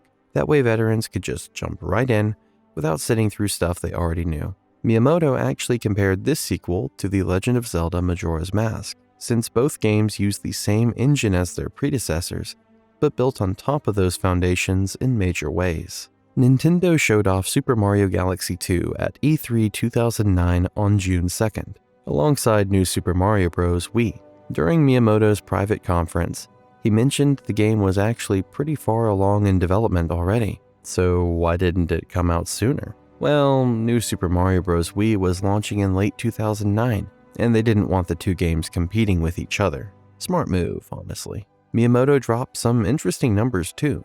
According to him, something like 95 to 99% of what you see in Galaxy 2 is completely new, with only a tiny sliver being recycled features from the first game. He specifically called out Yoshi and the drill mechanic as major new additions. Speaking of changes, Nintendo of America CEO Reggie Fils-Aimé mentioned in an interview that the sequel would be more challenging than the original, and Miyamoto himself said they wanted to dial back the story focus this time around. So if you're looking for deep lore, maybe look elsewhere. But if you want pure gameplay goodness, you're in the right place. Remember the Super Guide from New Super Mario Bros. Wii? Nintendo hinted they might bring something similar over, and sure enough, they did. Bill Trinan, Nintendo's senior manager of product managing, confirmed the feature made it in, but works differently here. It's called the Cosmic Guide, and when you're really struggling, this Cosmic Guide, who's actually Rosalina, can take control of Mario and get you through tough sections. Pretty handy if you're stuck. For beginners, there was also the Tip Network for learning moves and getting hints during gameplay. And here's something interesting. The Japanese, European, and Australian versions came with a special DVD teaching basic and advanced techniques. North America didn't get that disc, but players there could find the same help on the official website and Nintendo channel. A little inconsistent, but at least everyone had access somehow. If you ever watched the debut trailer from E3 2009 or the Media Summit trailers, you might have noticed some things that didn't make it to the final game. For example, the starting planet in Boo Moon Galaxy originally looked similar to that crystal planet from Space Junk Galaxy in the first game. Also, when you used a dash pepper, Yoshi didn't have that glowing trail effect you see in the finished version. Plus, Good Egg Galaxy's background was being used in places like Tall Trunk Slide and Space Storm Galaxy's Top Man Tower before they changed it. Little details, but fun to know about. Okay, can we talk about the soundtrack for a second? Just like the first Super Mario Galaxy, this game features a full symphony orchestra, credited as the Mario Galaxy Orchestra. When they were still thinking of this as Super Mario Galaxy 1.5, they actually weren't planning on new music at all. They figured they'd just reuse tracks from the first game. But as development evolved and new gameplay mechanics came in, the sound team, led by Mahito Yokota, realized they needed fresh tunes to match. They were a little hesitant to go with an orchestra again because recording orchestral music is complicated, but Miyamoto gave the green light right away. He figured players would be expecting that grand orchestral sound. He also suggested people would want to hear arrangements from the first game. So the final soundtrack is a mix of brand new compositions and arrangements from Super Mario Galaxy, plus throwbacks to older games like Super Mario World and Super Mario 64. Ryo Nagamatsu, who worked on Mario Kart Wii, Wii Sports Resort, and New Super Mario Bros. Wii, contributed 9 tracks. Koji Kondo recruited 60 musicians for the orchestra, which is 10 more than the first game had. On top of that, another 10 musicians provided big band style music, with trumpets, trombones, which, did you know, is an instrument that I, the narrator, love to play, saxophones, and drums. That's 70 players total. Taizo Takamoto, famous for conducting the Super Smash Bros. Concert back in 2002, handled the orchestral performances. Kondo served as a supervisor and also wrote 5 pieces himself. Japanese Club Nintendo members could snag the soundtrack as a 2-disc set with 70 songs from the game. Honestly, if you ever get a chance to listen to it, do yourself a favor. Alright, let's dig into the gameplay. If you played the first Galaxy, you'll feel right at home. It's all about 3D platforming on planets of various sizes, with all sorts of weird gravity effects. You've got power-ups returning from the first game like the Bee Mushroom, Boo Mushroom, Spring Mushroom, and Fire Flower. New additions include the Rock Mushroom and the Cloud Flower, which opens up some really creative platforming possibilities. Launch stars are back for zipping between planets, and you've still got your trusty Luma companion plus Mario's spin attack. There are also 2D sections like in the first game, but with new twists. Dark matter shows up as the stuff that makes up cosmic clones, and acts as portals for enemy airships. One small bummer: the game only has 3 save file slots compared to 6 in the first game, and you can't copy files anymore. Minor inconvenience, but worth mentioning. The big total here is 242 stars to collect. That's twice what the first game offered. You've got 120 power stars, 120 green stars, and 2 extra power stars in the Grand Master Galaxy. So yeah, completionist, this game will keep you busy. One of the coolest additions is Yoshi. When Mario finds a Yoshi egg, he can crack it open and hop on his dinosaur buddy. Your Wii Remote cursor turns into a red sphere that spots targets for Yoshi's tongue, letting you gobble up enemies and swing from special flowers. But here's where it gets fun. Yoshi changes colors depending on what he eats. Give him a Dash Pepper, and he becomes Dash Yoshi, zooming around at crazy speeds. Feed him a Blimp Fruit, and he puffs up as Blimp Yoshi, floating upward.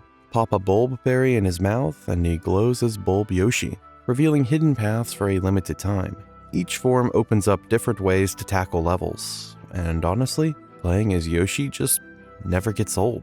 Multiplayer returns from the first game, but with some upgrades. The second player controls a co-star Luma instead of just being another pointer. Sure, they can still stun enemies and collect star bits like before, but now they can also grab coins, including purple coins, and mushrooms, defeat enemies by spinning, stop the star ball while player 1 is rolling on it, activate checkpoints, and flip switches. It makes the co-op experience way more interactive. Unlike the first Galaxy, you can now swap between Mario and Luigi in certain levels. Once you beat Bowser's Galaxy Generator, Luigi becomes playable in any level you want. He jumps higher than Mario but has slippier traction, so it's a trade-off. Classic Luigi behavior, honestly. The space theme is actually more subtle here than in the first game. While some galaxies still have those beautiful nebula and starry backdrops, the most common setting is actually a blue sky with fluffy clouds. Weird for a game called Galaxy, right? But don't worry, you still get that outer space feeling. As Starship Mario travels through the cosmos, you'll see asteroid belts, shooting stars, and black holes. Lumos pop up in almost every galaxy too. The real vibe of this game is surreal and whimsical. Take Starship Mario, the hub world. Instead of looking like a spacecraft, it's a grassy planetoid shaped like Mario's face, with a wooden bow like an old sailing ship. Seagulls fly alongside it like it's cruising the ocean. The whole game is framed as a storybook being read by an unseen narrator, and many locations have this dreamy, fantastical quality. You'll find robots having tea in a garden, galaxies that look like topiaries and dollhouses, and planets resembling wooden blocks, candies, clouds, and musical instruments. It's honestly delightful. According to Miyamoto, the 2D sections were added to make the game more approachable for players who weren't comfortable with 3D platforming. The elaborate switching elements came from wanting to set this game apart from its predecessor, similar to how Majora's Mask distinguished itself from Ocarina of Time. The developers also designed courses around whatever unique elements they featured, like the first Galaxy with the spin drill item is Spin Dig Galaxy, and it has this whole construction site look with tunneling enemies. Nice attention to detail. Here's something different from other 3D Mario games. Levels are accessed through a linear world map, more like the 2D games. You navigate from Starship Mario, and when Mario steps on a panel at the bow, the camera zooms out to show the current world. The starship itself works like a cursor you move between galaxies, Collecting power stars opens paths to nearby galaxies, except in World S, where you need to complete at least one mission per galaxy to unlock the next. Each world ends with a boss galaxy, featuring Bowser Jr. or Bowser himself. Beat them and you unlock the next world. Early worlds have simple, straightforward paths, but later worlds branch out more, so you can tackle galaxies in whatever order you prefer.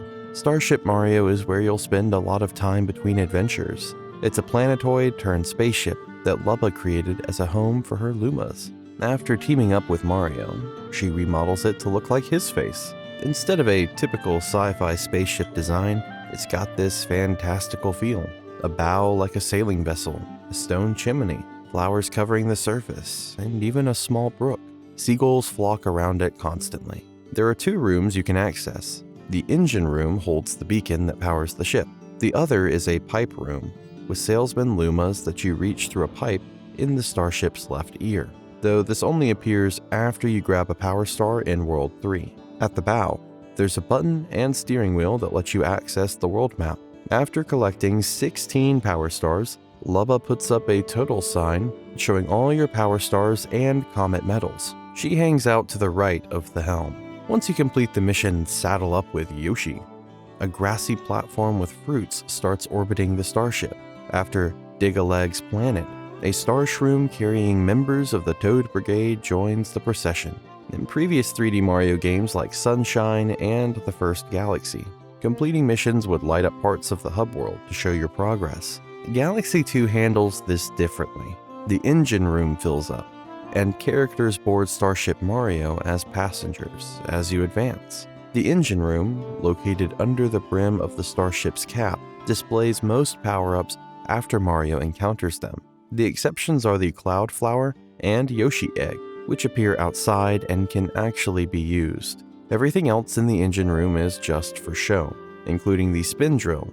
Even though it's technically a held item, the passengers represent characters you meet in galaxies. Some hop aboard right after you encounter them, while others need specific conditions. The more you complete, the livelier the starship gets with characters. And the music grows more elaborate too, just like the Comet Observatory did in the first game. Talking to passengers gives you tips on level progression or special moves, and some hint at late game secrets. The very last passenger to unlock is Rosalina herself, making her the final unlockable in the entire game. The only characters who don't get representation on Starship Mario are the Piantas. Poor Piantas. Let me give you the complete story breakdown. It's not as deep as Galaxy 1, but it's still fun. During the Star Festival, Mario heads to Peach's castle after receiving her invitation. On the way, he stumbles upon a lost baby Luma, who takes a liking to him and nestles into his cap, giving Mario his spin ability. When Mario reaches the castle, Bowser is already attacking at giant size, grabs Peach, and takes off for the center of the universe. Some Lumas who crashed nearby transform into a launch star to send Mario after him. After snagging a power star, Mario lands on a weird planet where he meets Lubba. She explains that Bowser attacked her crew and trashed their spaceship. Realizing they both need each other, Lubba uses the power star to fix her ship and reshape it into Starship Mario. From there, you travel across space collecting more power stars to get closer to the universe's center. Along the way, you deal with Bowser's forces, including Bowser Jr. and Bowser himself in his super form. Eventually, Mario and crew reach Bowser's galaxy generator for the final showdown. After beating Bowser, his empire crumbles and Peach is rescued. A comet that was trapped by Bowser's fortress breaks free and turns out to be the Comet Observatory. Rosalina appears, relieved that baby Luma is safe. Overjoyed to reunite with his mama, baby Luma heads home but snatches Mario's cap as a souvenir, much to Mario's surprise. After the observatory departs, Mario and Peach ride Starship Mario back home. If you look carefully, Bowser is shown in a tiny form near Peach's castle during the ending. If you collect all 120 power stars and beat Bowser again, you get an extra scene after the credits. Comet Observatory's library, finishing a story for her Lumas, possibly about the events you just played through. She mentions wanting to tell them a new story about the green stars, which unlocks a new feature where green prankster comets appear in all galaxies. Your job is to hunt down all the green stars. Once you collect every single one, bringing your total to 240 power stars, the Grand Master Galaxy opens in World S. This place holds the final 2 power stars in the game. When you grab the last one, Rosalina congratulates you and appears on Starship Mario. That's 100% completion right there. Feel proud of yourself. Super Mario Galaxy 2 was a massive hit with reviewers. It earned a 97% average on game rankings and 97 out of 100 on Metacritic, making it one of the highest rated games on those sites, right alongside its predecessor. Critics praised the creativity, level design, gameplay, and those technical improvements I mentioned. The music got tons of love too, obviously. Some reviewers did point out the lighter story and higher difficulty as potential downsides depending on what you're looking for, but overall, people couldn't get enough. It's frequently called one of the greatest video games ever made, which is saying something. The game sold over 7 million copies worldwide, cementing its status as one of the Wii's best sellers. So there you have it. Super Mario Galaxy 2 takes everything great about the first game and somehow makes it even better. More stars, more mechanics, Yoshi, an incredible soundtrack, and that same magical feel that only Nintendo can pull off. If you haven't played it yet, seriously, what are you waiting for? Super Mario 3D Land launched in November 2011 for the Nintendo 3DS, making it Mario's first true 3D platforming adventure, built specifically for a handheld system. Sure, Super Mario 64 DS existed before this, but that was basically a fancy remake of the N64 classic. This one, totally fresh and made from scratch. The game was crafted by Nintendo EAD Tokyo, the same brilliant team responsible for the Super Mario Galaxy games and Donkey Kong Jungle Beat. The game itself is pretty unique because it sits right between 2D and 3D Mario gameplay. Think of it like the side-scrolling classics formula, but fully realized in 3 dimensions, pulling inspiration from Super Mario 64 and Super Mario Galaxy, while sprinkling in some new Super Mario Bros. Flavor too. But how did this whole thing even come together? Well, let me take you back to where it all started. The first whispers about this game popped up in October 2010 during an Iwata Asks interview with Shigeru Miyamoto. He confirmed that a brand new Super Mario game for the 3DS was already in the works, though it didn't have an official name yet. Everyone just called it Super Mario at the time, which is about as placeholder as you can get. Then in November 2010, Miyamoto dropped another hint that both a 2D style and 3D style Mario game were being developed for the handheld. Fast forward to March 2011, and things got more official. 4 screenshots were released, and the game was formally announced at the Game Developers Conference, still going by the name Super Mario. Here's a fun detail though. The logo featured a raccoon tail on the letter O, which was basically a wink to Super Mario Bros. 3's logo that had Raccoon Mario's tail shadow behind the 3. Pretty clever, right? The screenshots confirmed this was definitely a 3D platformer, with elements from 2D side-scrolling Mario games mixed in. You could even see a Goomba chasing after small Mario in one shot. Satoru Iwata promised that a bigger announcement would come at E3 2011 in June, teasing that it would bring the kind of surprises and fun that only the 3DS can offer. Pretty hype. Miyamoto later mentioned the development took over 2 years and started with just 2 to 30 staff members. In another interview, Miyamoto got a little more descriptive about what the game actually was. He talked about a fixed camera option, similar to Super Mario 64's setup, that would really show off the 3DS's depth and stereoscopic 3D capabilities. Honestly, he admitted it was tough to explain in words, and said playing it at E3 would give fans the best idea of what to expect. Oh, and he straight up confirmed that the tail on the logo's O was indeed a hint that Tanuki Mario from Super Mario Bros. 3 was making a comeback. Mystery solved. When E3 2011 finally rolled around, the game got a full reveal with a trailer and was actually playable on the show floor. Nintendo announced they were targeting a release by the end of the year. Attendees got to try 4 different levels, a standard grassy area, an underground section, a stage with Switch-activated platforms that felt reminiscent of some Super Mario Galaxy missions, and an airship level that ended with a boss fight against Boom Boom. Pretty solid demo lineup. As a bonus, Nintendo put up both the E3 trailer and the conference trailer for download on the 3DS eShop for a limited time, so people could experience the game in stereoscopic 3D right on their own systems. That's actually really cool when you think about it.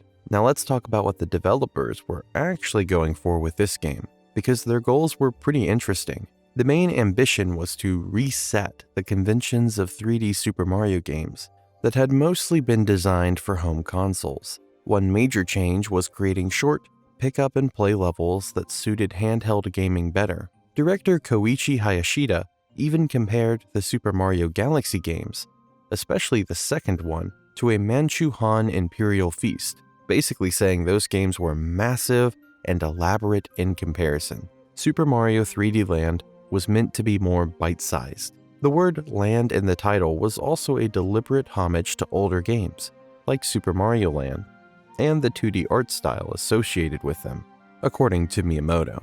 Another big goal was making the game welcoming to players who loved 2D Mario but felt intimidated by 3D entries. The solution? Ditch the exploration-heavy level design of traditional 3D Marios so players wouldn't get lost, and focus on linear stages with clear paths to the finish. Every level was carefully crafted to guide you toward the end goal.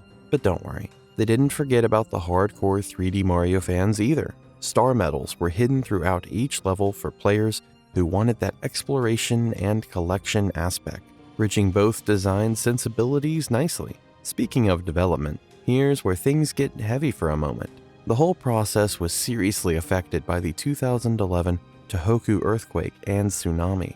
The damage to train networks meant developers who visited the Kyoto office got stuck there. Fear of aftershocks and radiation from the Fukushima nuclear thing, and took a risk by sharing his personal contact information with other team members. This led to a web forum being set up so work could continue even while the Tokyo office was closed. That's some serious dedication right there. Because of all this, Nintendo faced pressure to get the game finished in time for the 2011 holiday season. This led to parts of the development being outsourced to other Nintendo-affiliated studios like Brownie Brown, which was pretty unusual for a mainline Super Mario game at the time. Oh, and here's a neat little detail. Shigehise Nakaue designed the 2D artwork you see in Peach's letters throughout the game, marking the first time this particular art style appeared directly in a Super Mario title. Alright, enough history. Let's dive into how the game actually plays, because there's a lot going on here. The levels are way more linear and compact than other 3D Mario titles, feeling more like these side-scrolling games. Every stage has a time limit and ends with goal polls, just like the original Super Mario Bros. And new Super Mario Bros. Entries. No power stars or shine sprites to collect here. If you want to enter vertical pipes, you press the down button, and for the first time in the series, you can actually go back through pipes whenever you want.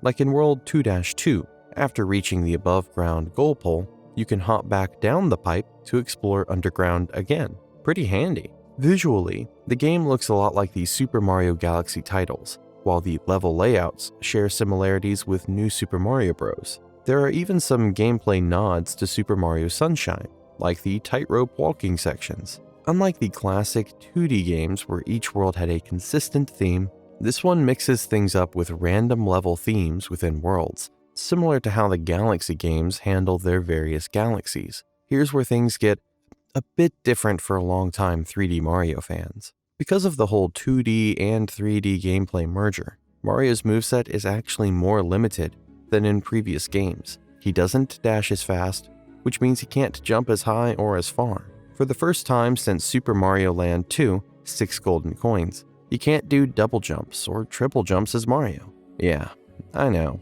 Mario also can't spin jump, fly while in Tanuki form, unlike in Super Mario Bros. 3, grab or throw objects like green shells, hold on to ledges, or attack without power-ups. But don't panic. He can still wall jump, long jump, ground pound, and do both sideways somersaults and backwards somersaults. The controls also take some cues from 2D games, like crouching and sliding while running, and you'll need to use a run attack button, just like in the classics. The backwards somersault actually works like the power squat jump from Super Mario Bros. 2, which is a neat callback. There's also a brand new roll move that lets you hit blocks from the side and squeeze through small gaps. Speaking of blocks, Miyamoto mentioned that hitting them from underneath in 3D Mario games is easier with stereoscopic 3D, so this game has way more blocks than previous 3D entries, where they were pretty rare.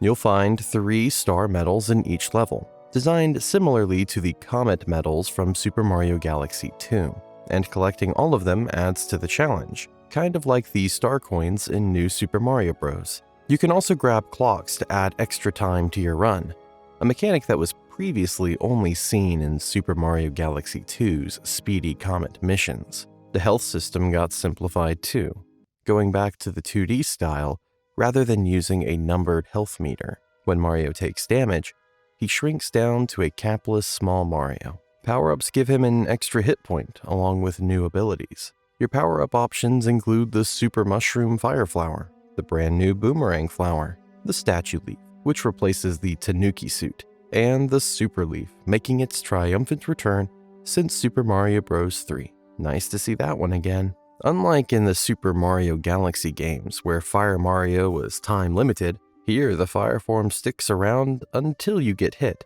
just like in the 2D titles. The item storage feature from New Super Mario Bros. Is also here. If you're struggling with a level, the game has your back.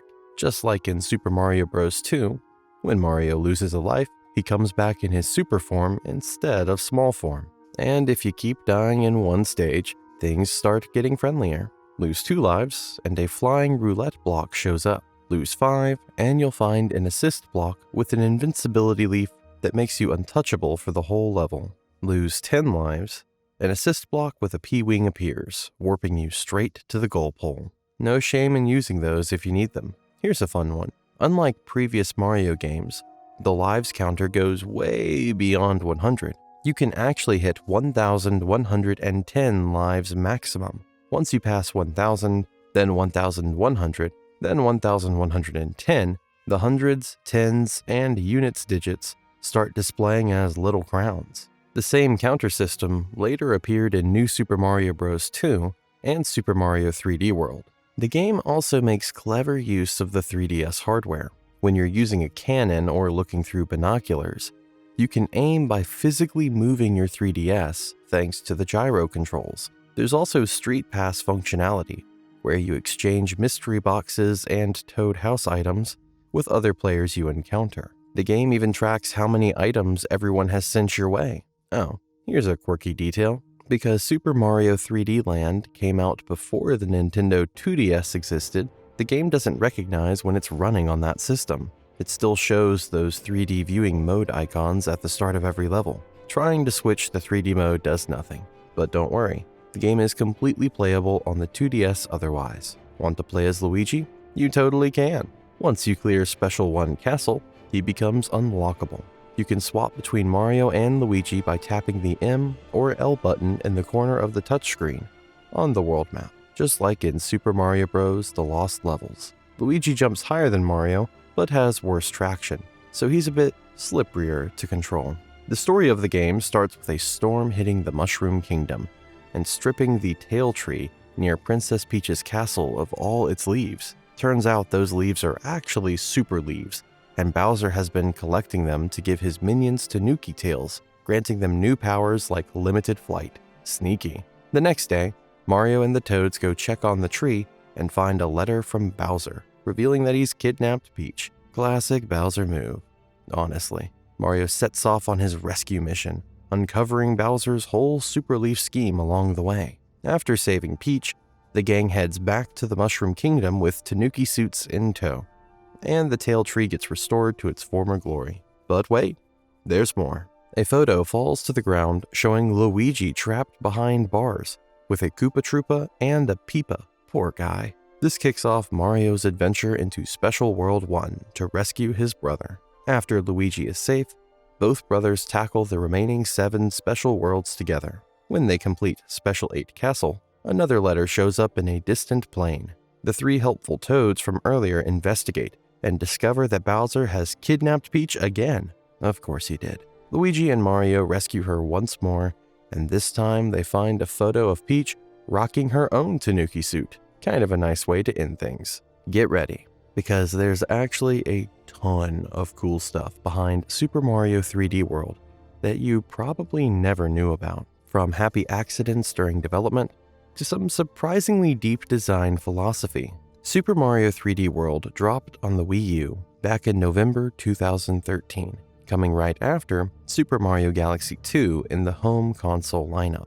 Think of it as the sequel to Super Mario 3D Land from the 3DS. The whole vibe takes inspiration from those classic 2D games, yet again. Development kicked off right after Super Mario 3D Land wrapped up, with Nintendo EAD Tokyo leading the project and 1UP Studio providing assistance. They had about 100 people working on it, including producer Yoshiaki Koizumi. Here's something fun about their creative process. The team would write down ideas for game mechanics on sticky notes and stick them all over the studio walls. Picture a room just covered in little yellow squares full of Mario ideas. If an idea got approved by the team, they'd actually put it in the game to test it out.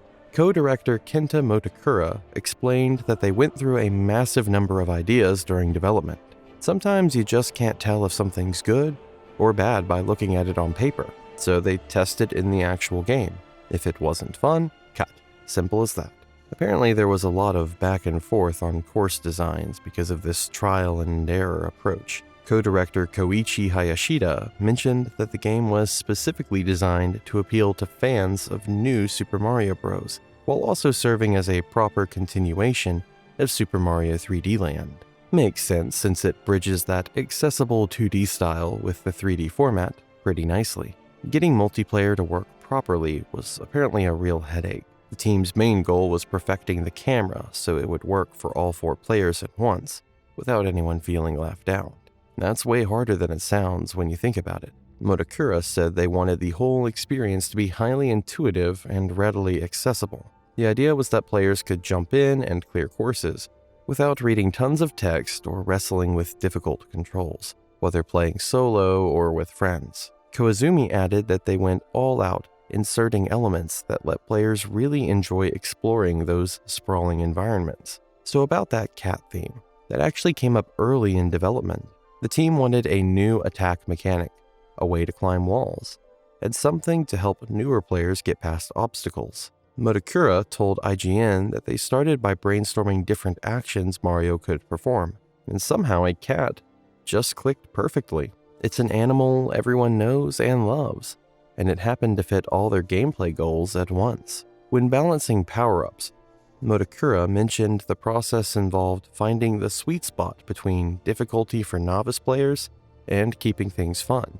They also wanted to discover new ways to use classic power-ups. For example, using the fire flower on those clear pipes. Fresh takes on an old favorite always hit different.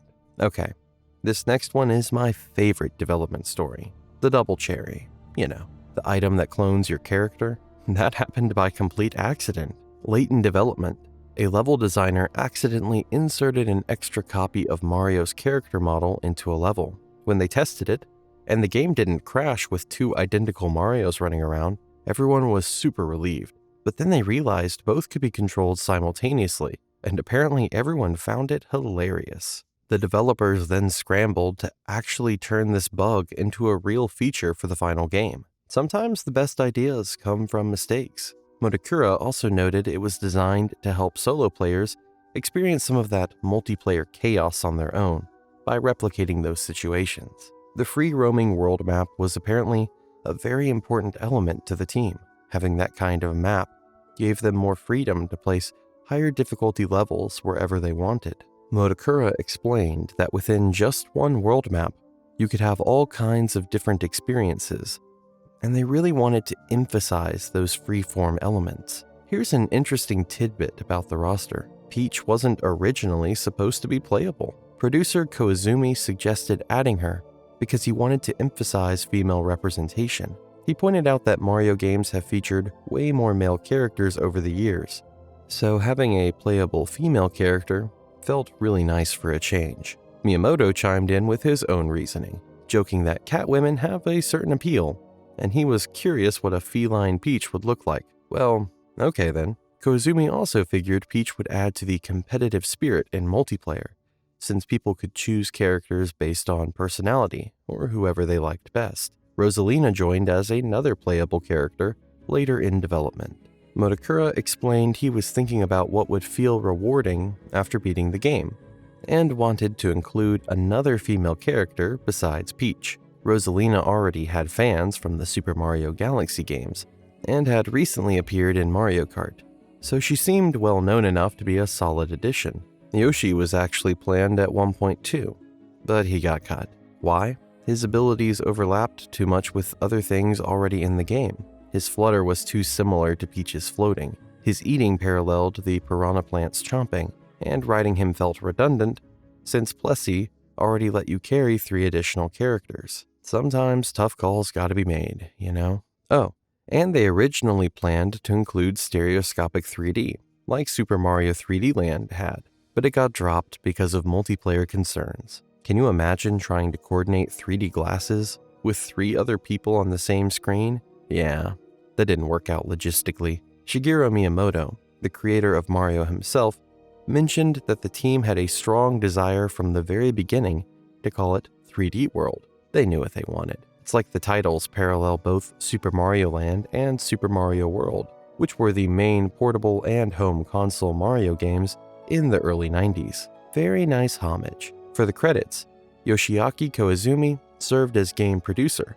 while Koichi Hayashida and Kenta Motakura directed it together. This game also marked Laura Faye Smith's debut as the voice actress for Rosalina, a role she still has today. General production was handled by Satoru Iwata and Shigeru Miyamoto. Looking at early concept art reveals some interesting changes that happened during development. Cat characters were originally going to have 5 fingers instead of the final design. Princess Peach's catsuit was supposed to incorporate her signature brooch. The levels shown at E3 had different world and number placements compared to the final release. Some sound clips from previous games got replaced with brand new recordings, and several pieces of music were changed to orchestrated versions for the finished product. Let's talk about the music, because it's genuinely fantastic and deserves its own spotlight. The soundtrack was composed by Mahito Yokota, who also served as sound director, Toru Minegishi, Koji Kondo, and Yasuaki Iwata. It was performed by the Mario 3D World Big Band, a group they formed after getting inspired by jazz music. How cool is that? Yokota mentioned there are naturally a lot of live performance throughout the soundtrack. They arranged everything with a big band feel, really taking advantage of a full horn section with trumpets and saxophones. You can really hear it when you play. Besides all the new compositions, there are also fresh arrangements of tracks from older games, like Super Mario Bros. 2.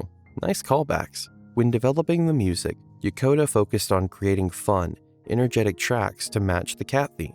Some songs even use electric guitar and trombone to imitate cat meowing sounds. Now that's dedication to the theme right there. After working on Super Mario Galaxy and its sequel, Yokota wanted to shift the musical direction for this one. Since most of the 3D world takes place on solid ground, rather than floating through space, the music needed a different vibe entirely. Instead of that majestic, floaty feel from the Galaxy games, they went for something more rhythmic, something you'd want to dance to. A physical soundtrack was eventually released for Club Nintendo members in Japan, Australia, and Europe, featuring 77 tracks across 2 CDs. Pretty nice collector's item if you could snag one. Rewind to January 2013 during a Nintendo Direct broadcast. Nintendo teased that a new 3D Mario game was being produced by the same development team behind Super Mario Galaxy. Naturally, people got hyped. The official announcement came during E3 2013 on June 11th, along with a tentative November 2013 release window, and they actually delivered on time. As for the story, Mario, Luigi, Princess Peach, and Toad gotta save the Sprixie princesses, who rule over the Sprixie Kingdom from Bowser. Now, here's where things get interesting.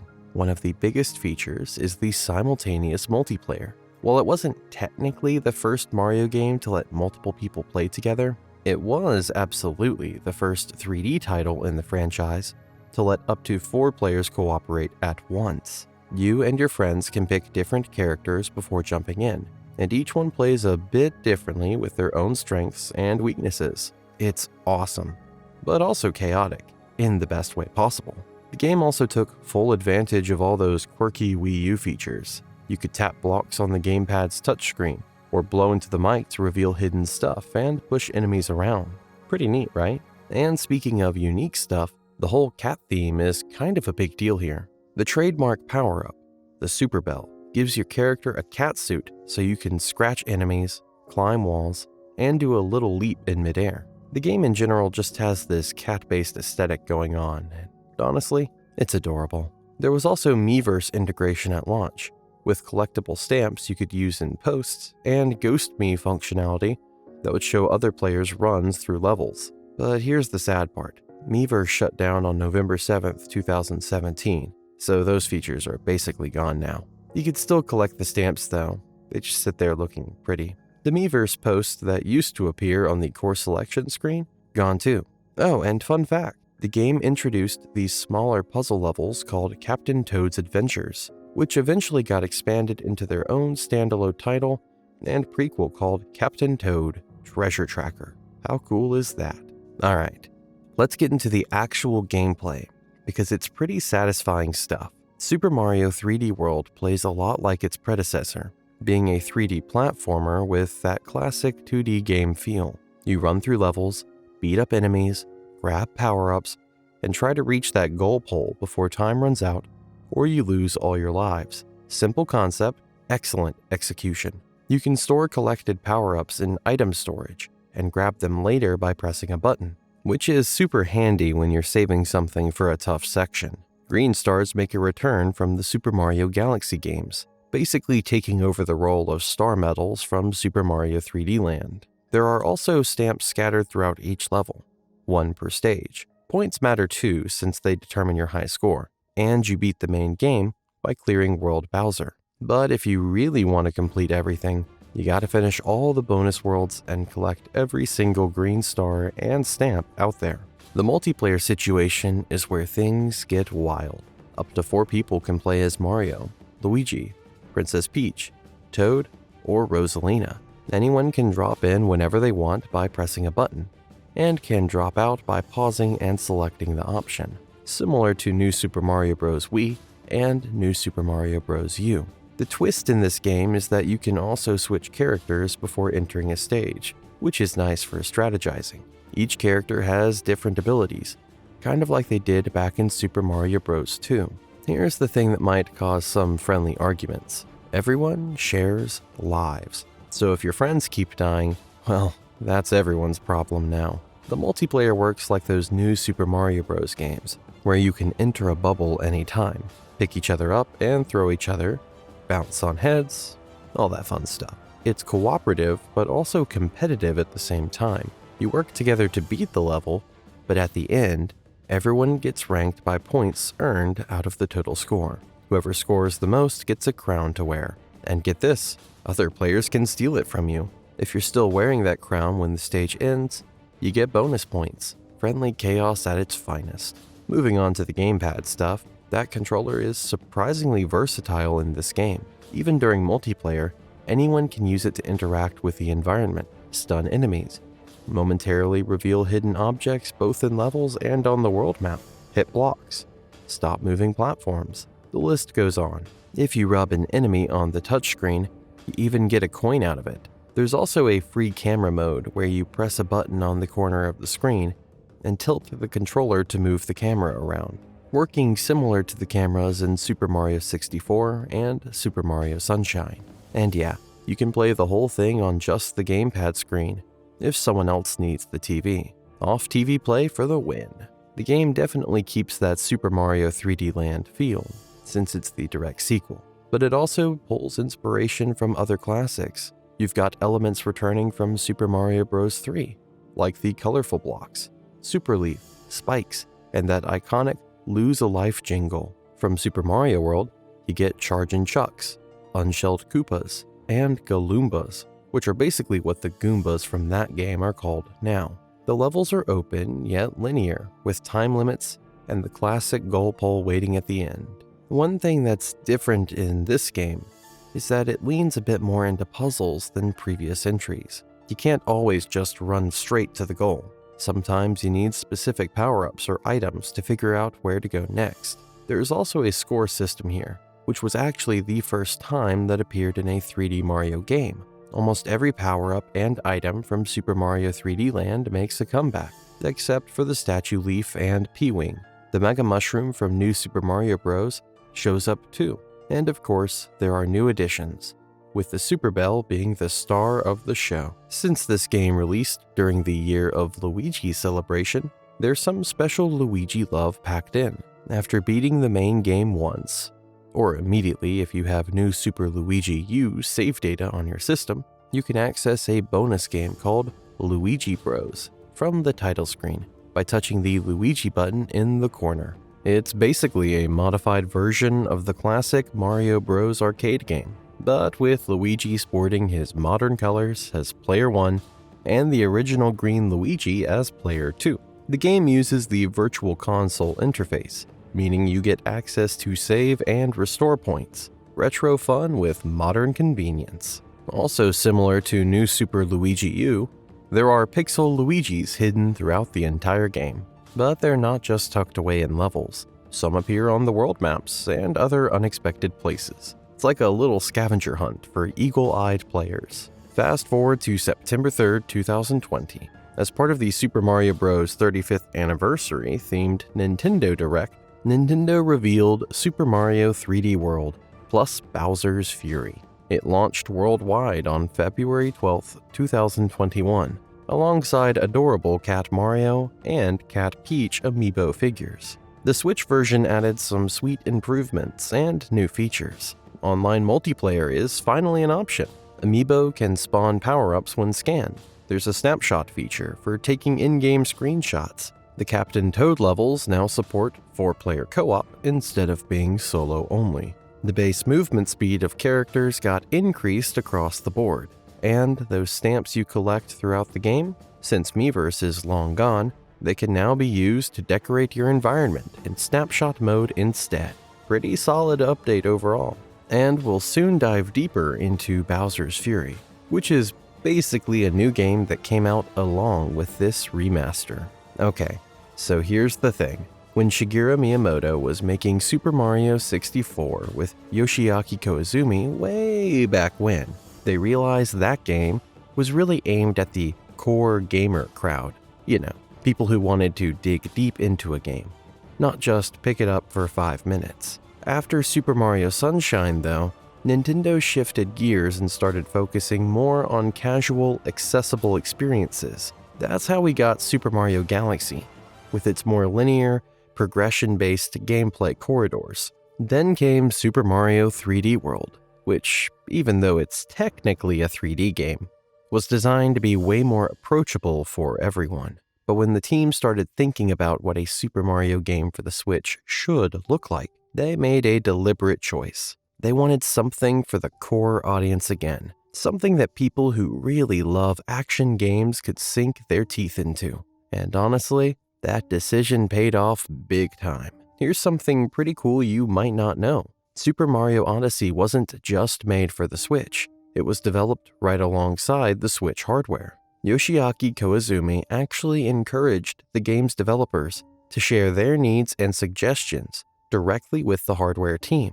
Can you imagine? Hey, we need these controllers to do this thing for our game, and the hardware team just made it happen. This collaboration directly led to the inclusion of the 2 motion-sensitive Joy-Con controllers, and that HD rumble feature you feel when playing. Those aren't just random hardware choices. They became a prominent part of how Odyssey plays. That's some serious coordination right there. Development kicked off right after Super Mario 3D World launched in late 2013. Miyamoto specifically sought out senior developers and staff members who had worked on past 3D Mario titles, because he really wanted to go back to the roots of Super Mario 64 and Super Mario Sunshine. Because of this, Yoshiaki Koizumi became the game's producer, and Kenta Motakura, who directed 3D World, stepped back into the director's chair. Miyamoto himself stuck around in a consultative role throughout the whole process. He gave tons of feedback, but here's the nice part. He was also super accepting of what the development team came up with. No ego trip, just collaborative vibes. Now, early development was wild. Motakura revealed that they created a huge number of gameplay prototypes with all kinds of ideas. The capturability, that was just one of many concepts floating around. But here's the thing, they worked on it for just 2 or 3 days, and it instantly turned into something really fun. Right then and there, they decided it should be the center of the entire game. Sometimes magic happens fast, you know? All those other prototype ideas didn't just get thrown away though. Many of them ended up providing the diversity of in-game mechanics you see throughout the different stages, which are called kingdoms in the game. These fully realized worlds were actually influenced by 2 things. First, Motakura's favorite Super Mario title, Super Mario Bros. 3, which also featured kingdoms. Second, Japanese Hakoniwa box gardens. If you're not familiar, those are these beautiful miniature landscapes that bring rich scenery to life in a tiny form. Pretty fitting inspiration for these dense, detailed worlds, right? The team constantly adjusted the sizes of these worlds to make sure you'd regularly discover something engaging to do. They didn't want you wandering around bored. Plus, they specifically designed things so that if you're playing in handheld mode and only have a few minutes, you could still accomplish a Power Moon mission. That's thoughtful game design. The whole theme of Super Mario Odyssey centers on surprises and travel, and the developers actually incorporated their own travel experiences from around the world. For example, elements of the Sand Kingdom came from Kenta Motakura's trip to Mexico. The Luncheon Kingdom's food aesthetics, inspired by Italy and other European countries. You're basically playing through the dev team's vacation photos, in a way. The developers also noticed that when people travel to foreign countries, one thing that really makes an impact is dealing with different currencies. So they ran with that idea and had Mario collect and use different regional coins in each kingdom. Since the player travels outside the Mushroom Kingdom, the diverse art style between all the different locations was meant to recreate those feelings of surprise and discovery when visiting foreign lands. They spent a lot of time finding the right balance between familiar Super Mario concepts and completely new ones too. Want an example of that balance? The realistic T-Rex that Mario can capture. The developers looked back at Dinosaur Land from Super Mario World for inspiration, but they wanted a design that was totally unseen in a Super Mario game before. Hence, the more realistic looking dinosaur. It's familiar, but fresh at the same time. Then there are the 8-bit side-scrolling areas sprinkled throughout the kingdoms. These are reminiscent of the original Super Mario Bros., where progress is more confined and precise. The developers intended these to be an engaging contrast to the big 3D sandbox environments. You go from running around these huge open spaces to suddenly being flattened into a nostalgic pixel adventure. It keeps things surprising. The developers knew they wanted a city environment in the game that would really resonate with players. As Donkey Kong-inspired elements started appearing in the city, Pauline's appearance in the series made the team think, why not make her the mayor of New Donk City? But she needed some character development.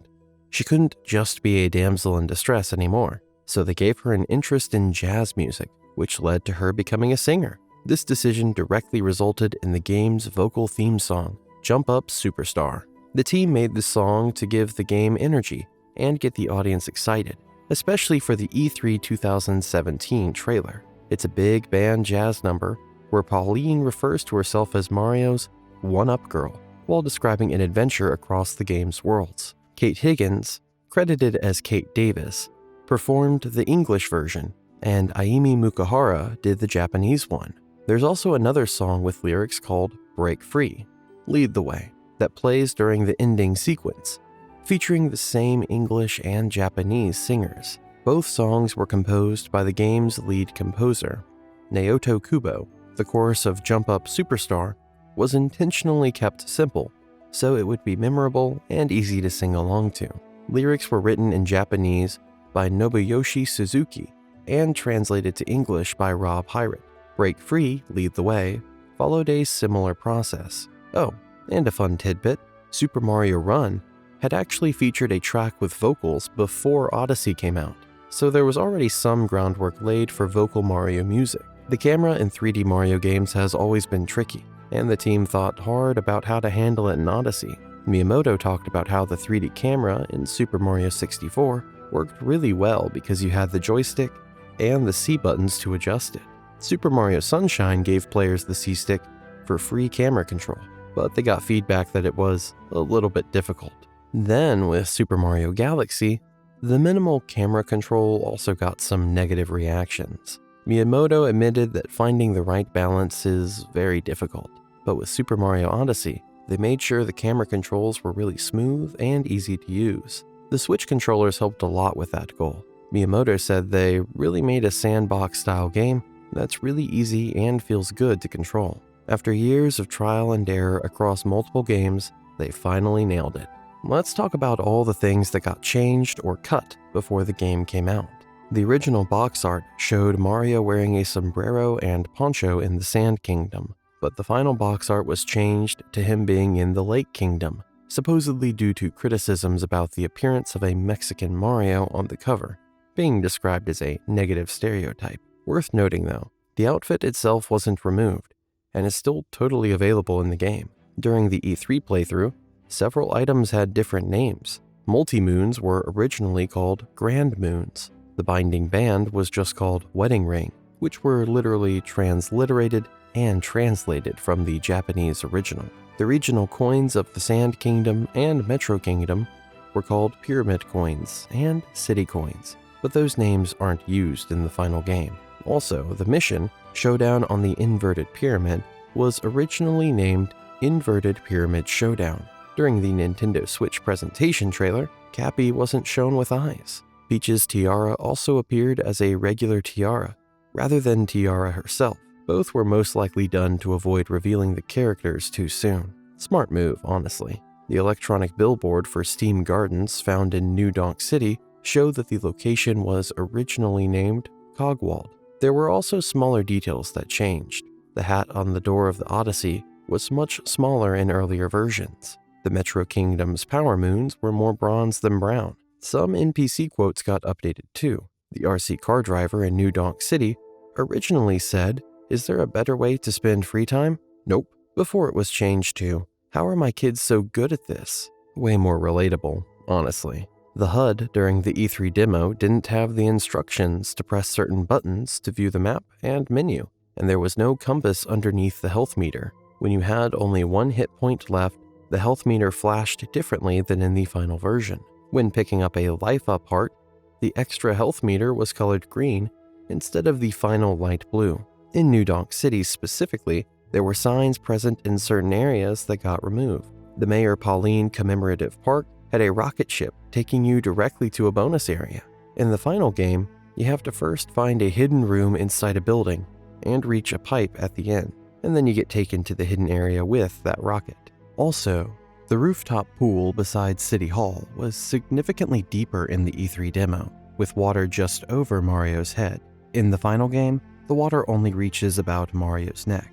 This change was probably made because the original water level could cause Mario to drown, which was actually demonstrated in a YouTube video uploaded by Polygon during E3.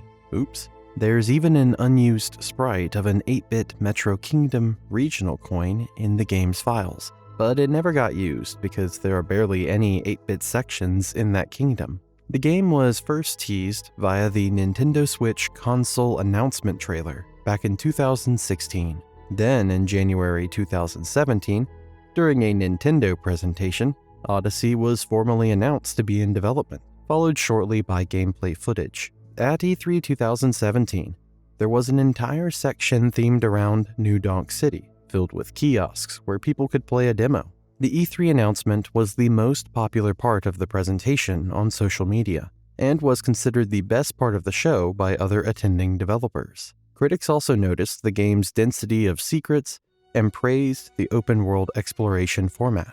In the weeks leading up to release, Nintendo of America held a cross-country promotional tour. Major stops included Los Angeles, Dallas, Philadelphia, and New York, with a playable demo at each location. 2 weeks before launch, Nintendo uploaded a Broadway-inspired promotional music video of Jump Up Superstar, featuring live-action dancers alongside a CGI animated Mario. The song hit the iTunes store shortly after, and became one of the top 40 bestsellers in the United States. Not bad for a video game song.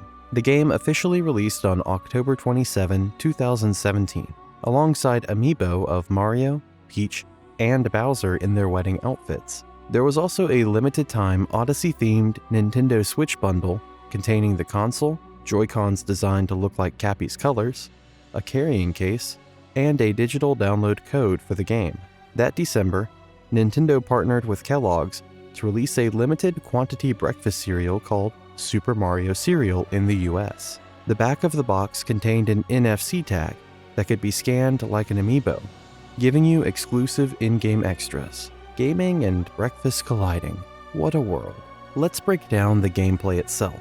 Super Mario Odyssey returns to the explorative sandbox style of Super Mario 64 and Super Mario Sunshine.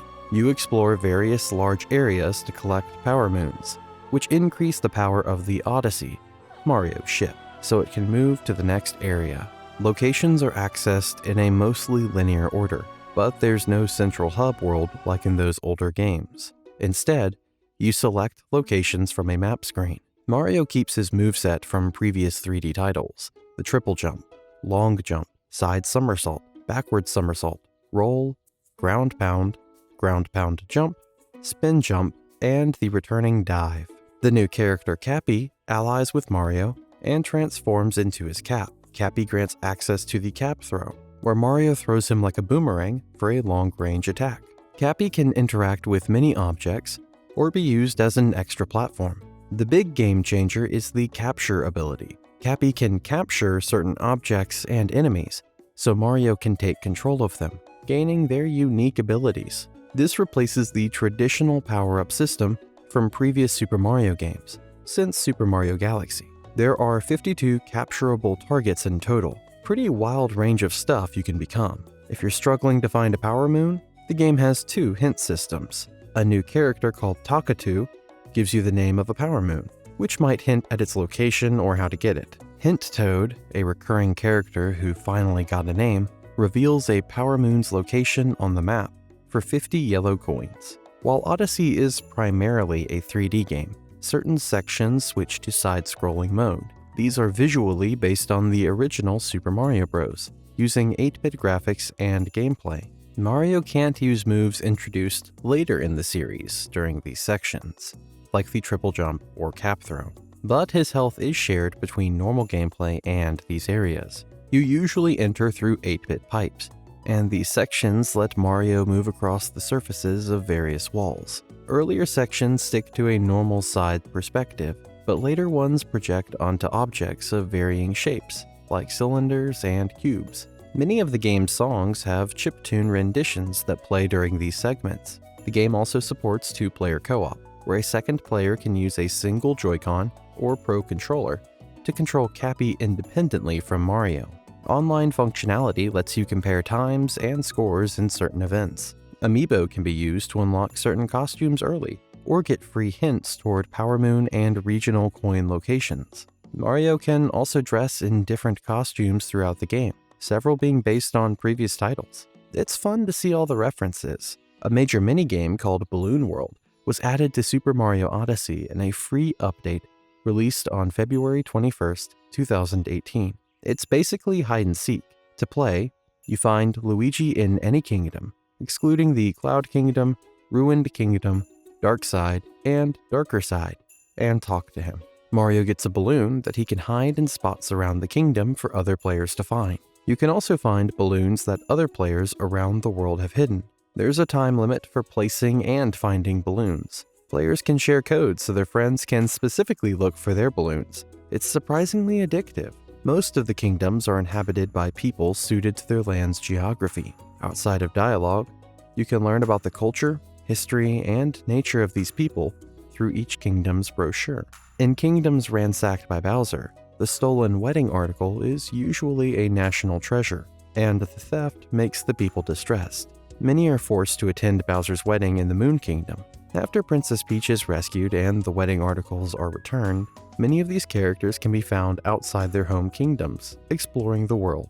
Generally, if a character is wearing a hat, they cannot be captured, but a few species include both hatted and hatless individuals. Unlike with enemies, Mario can jump on characters without harming them, and ones wearing hats twirl when struck by Cappy. Cute detail. Super Mario Odyssey was met with universal acclaim according to Metacritic.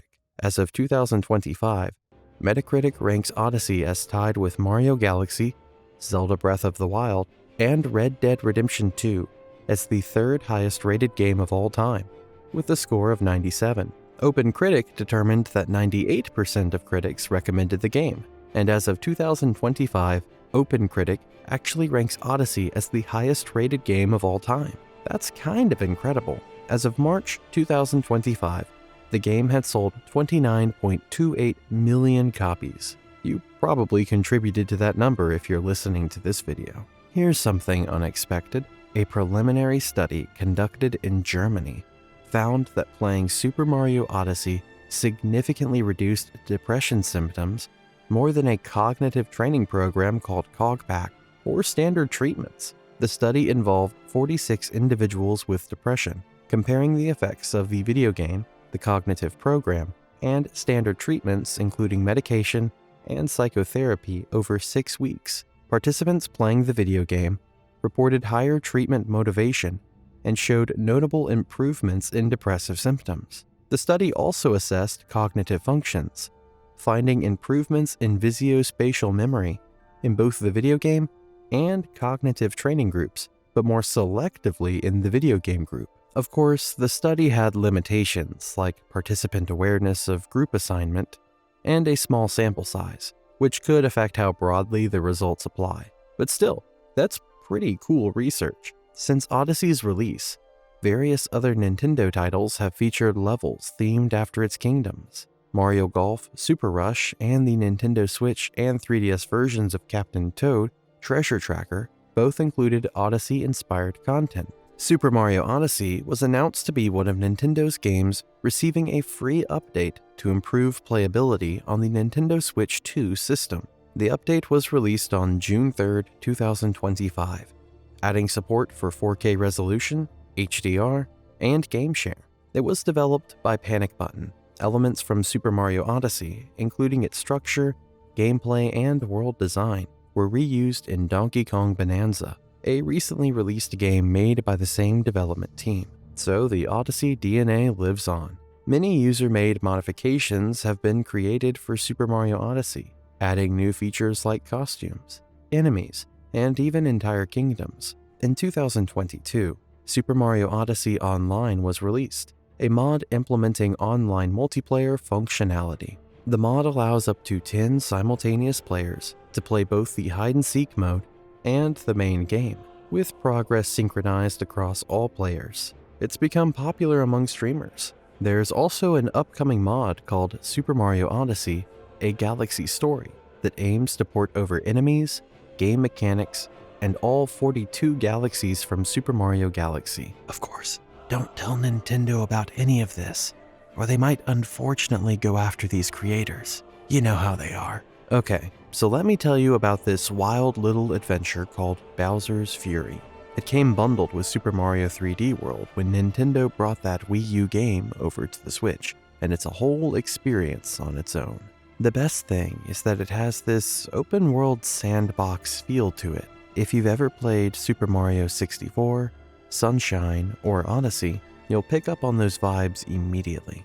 The whole thing takes place at Lake Lapcat, and here's where things get absolutely bonkers. Bowser Jr. paints his own dad with some weird black goop using his magic brush, and boom, Bowser transforms into this terrifying form called Fury Bowser. Now Mario has to team up with Bowser Jr. of all people to collect these things called cat shrines. You use them to power up lighthouses and these giant bells called gigabells, which help clear all that nasty goop off of Fury Bowser and the lake itself.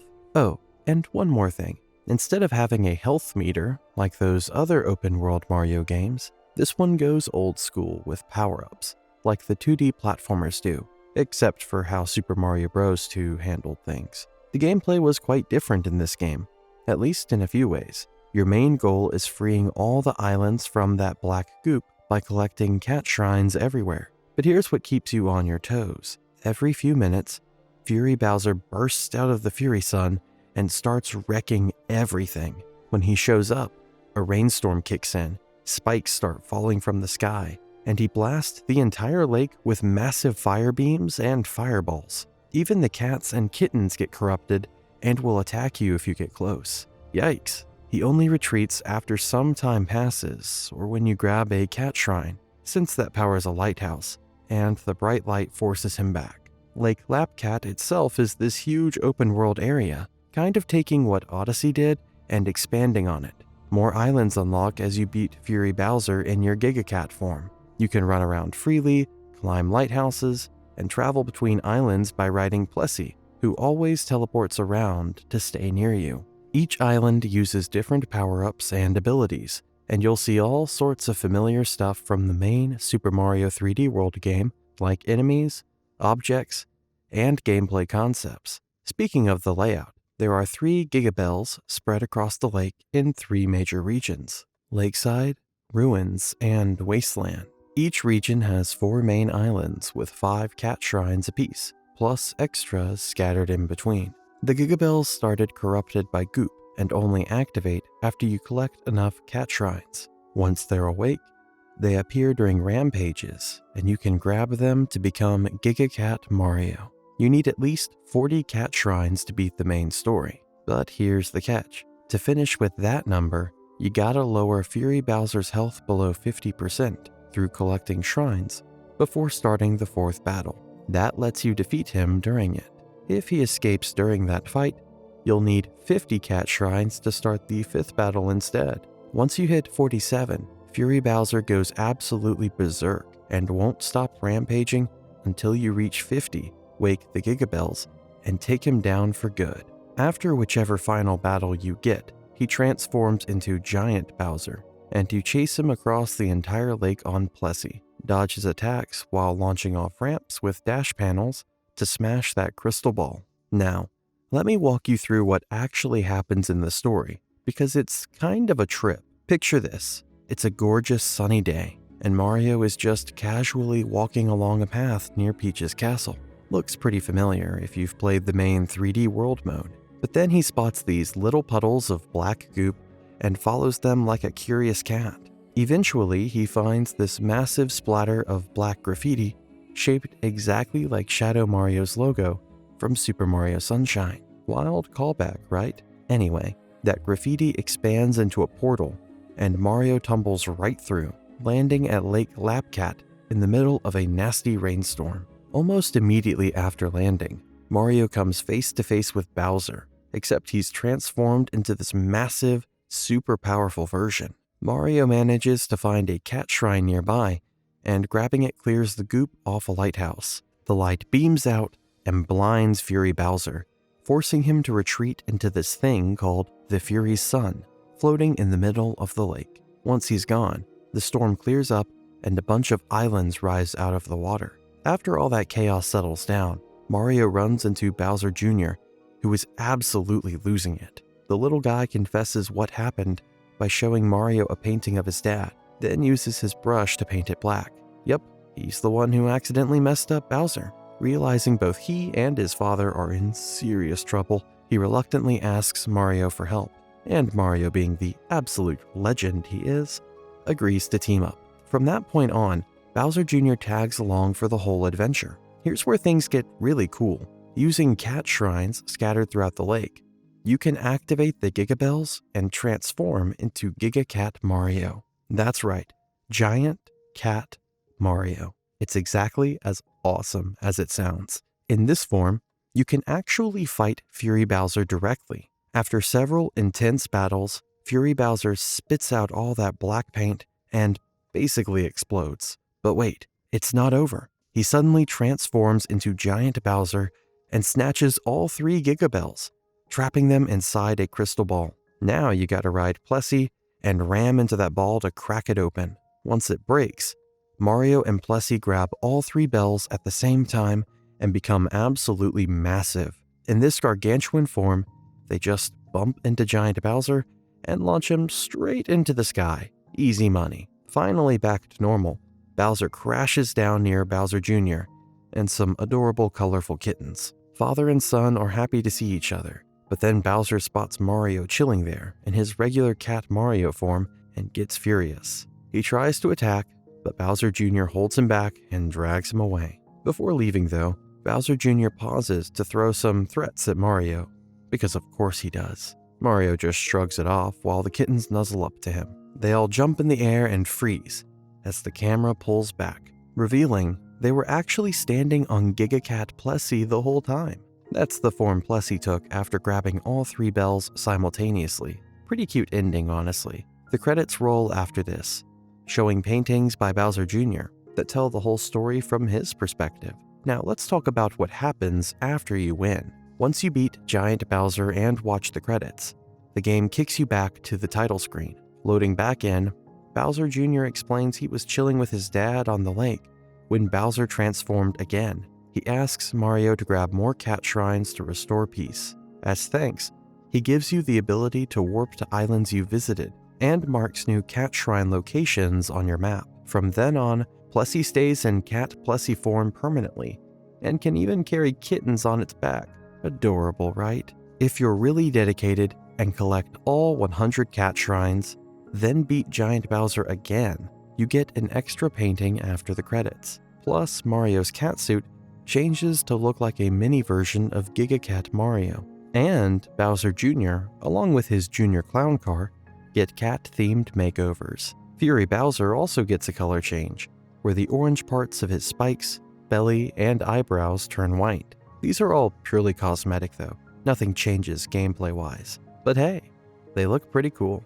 And with that, we've officially covered every single 3D Mario adventure from start to finish. It's honestly kind of wild to look back at how far this series has come. We started all the way back with Super Mario 64, where Nintendo basically invented how 3D platformers should work. And now here we are with Bowser's Fury, this massive open-world experience where you're fighting a kaiju-sized Bowser as a giant cat. The creativity just never stopped. Each game brought something new to the table, whether it was the water pack in Sunshine, the gravity-bending galaxies, or the sandbox exploration of Odyssey. These games shaped so many of our childhoods and continue to bring joy to new players every single day. No matter which one is your personal favorite, there's no denying that 3D Mario games hold a special place in gaming history. So thank you for sticking with me through this entire journey. It's been an absolute blast revisiting all these classics with you. And of course, a good night of sleep should not end. Click the video that's appearing on screen right now before it disappears to keep your amazing sleep going with even more facts about another incredible game with incredible lore that you love.